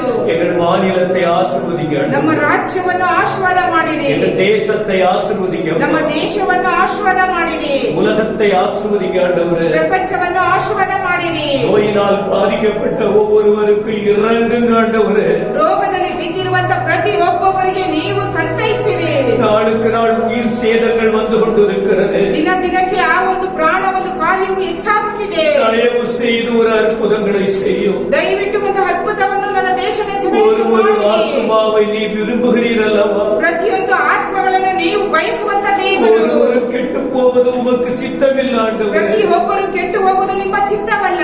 ஏன் இதை அனுமதிச்சீங்க எங்களுக்கு தெரியாதுப்பா. ಯಾಕೆ ಇದನ್ನು ನೀವು ನಮಗೆ ಕೊಟ್ಟಿದ್ದೀರಾ ನಮಗೆ எங்கள் ಗೊತ್ತಿಲ್ಲ. குறைகளை மன்னியும். ನಮ್ಮ ಕೊರತೆಗಳನ್ನು ನೀಗಿಸು. எங்கள் பாவங்களை மன்னியும். ನಮ್ಮ ಪಾಪಗಳನ್ನು ಕ್ಷಮಿಸು. எங்கள் அக்கிரமங்களை ನಮ್ಮ மன்னியும். ಅಕ್ರಮಗಳನ್ನು ಕ್ಷಮಿಸು. உமக்கு பிடிக்காத காரியங்களை எங்களை விட்டு அகற்றி போடும் ஆண்டவரே. ನಿಮಗೆ ಯಾವುದೆಲ್ಲ ಬೇಡವಾದ ಕಾರ್ಯಗಳು ನನ್ನಲ್ಲಿ ಇದೆಯೋ ಅದನ್ನು ತೆಗೆದು ಹಾಕು. எங்கள் ஜனங்களை பாதுகாத்துக் கொள்ளும். ನಮ್ಮ ಜನರನ್ನು ನೀವು ಸಂರಕ್ಷಣೆ ஆட்சி ಮಾಡಿರಿ. செய்கிறவர்களை ஆசீர்வதியும். ಆಳ್ವಿಕೆ ಮಾಡುವಂತವರನ್ನು ಆಶೀರ್ವಾದ ಮಾಡಿರಿ. சபைகளை ஆசீர்வதியும். ಸಭೆಗಳನ್ನು ಆಶೀರ್ವಾದ ಮಾಡಿರಿ. பரிசுத்தவான்களை ஆசீர்வதியும். ಪರಿಶುದ್ಧ ಜನರನ್ನು ಆಶೀರ್ವಾದ ಮಾಡಿರಿ. எல்லாருக்கும் வேண்டிய கிருபைதான். ಎಲ್ಲರಿಗೂ ಬೇಕಾದಂತ ಕೃಪೆಯನ್ನು ದಯಪಾಲಿಸಿರಿ. இந்த ஞாயிற்றுக்கிழமை ஆராதனைக்காக ஸ்தோத்திரம். ಈ ಒಂದು ಭಾನುವಾರದ ಆರಾಧನೆಗಾಗಿ ಸ್ತೋತ್ರ. சீக்கிரத்தில் ஆலயங்கள் திறக்கப்படட்டும். ಬೇಗನೆ ಈ ಒಂದು ಸಭೆಯ ಆಲಯಗಳು ತೆರೆಯಲ್ಪಡಲಿ. நாங்கள் கூடி வந்து விடுதலையோடு ஆராதிக்க கர்த்தரை மகிமைப்படுத்த பலன் தாரும். ನಾವೆಲ್ಲರೂ ಕೂಡಿ ಬಂದು ದೇವರನ್ನು ಮಹಿಮೆ ಪಡಿಸುವುದಕ್ಕೆ ನಮಗೆ ಸಮಯವನ್ನು ದಯಪಾಲಿಸಿರಿ. இந்த 4வது மாதத்தின் கடைசி ஞாயிற்றுக்கிழமைக்காக ஸ்தோத்திரம். ಈ 4 ತಿಂಗಳನೆಯ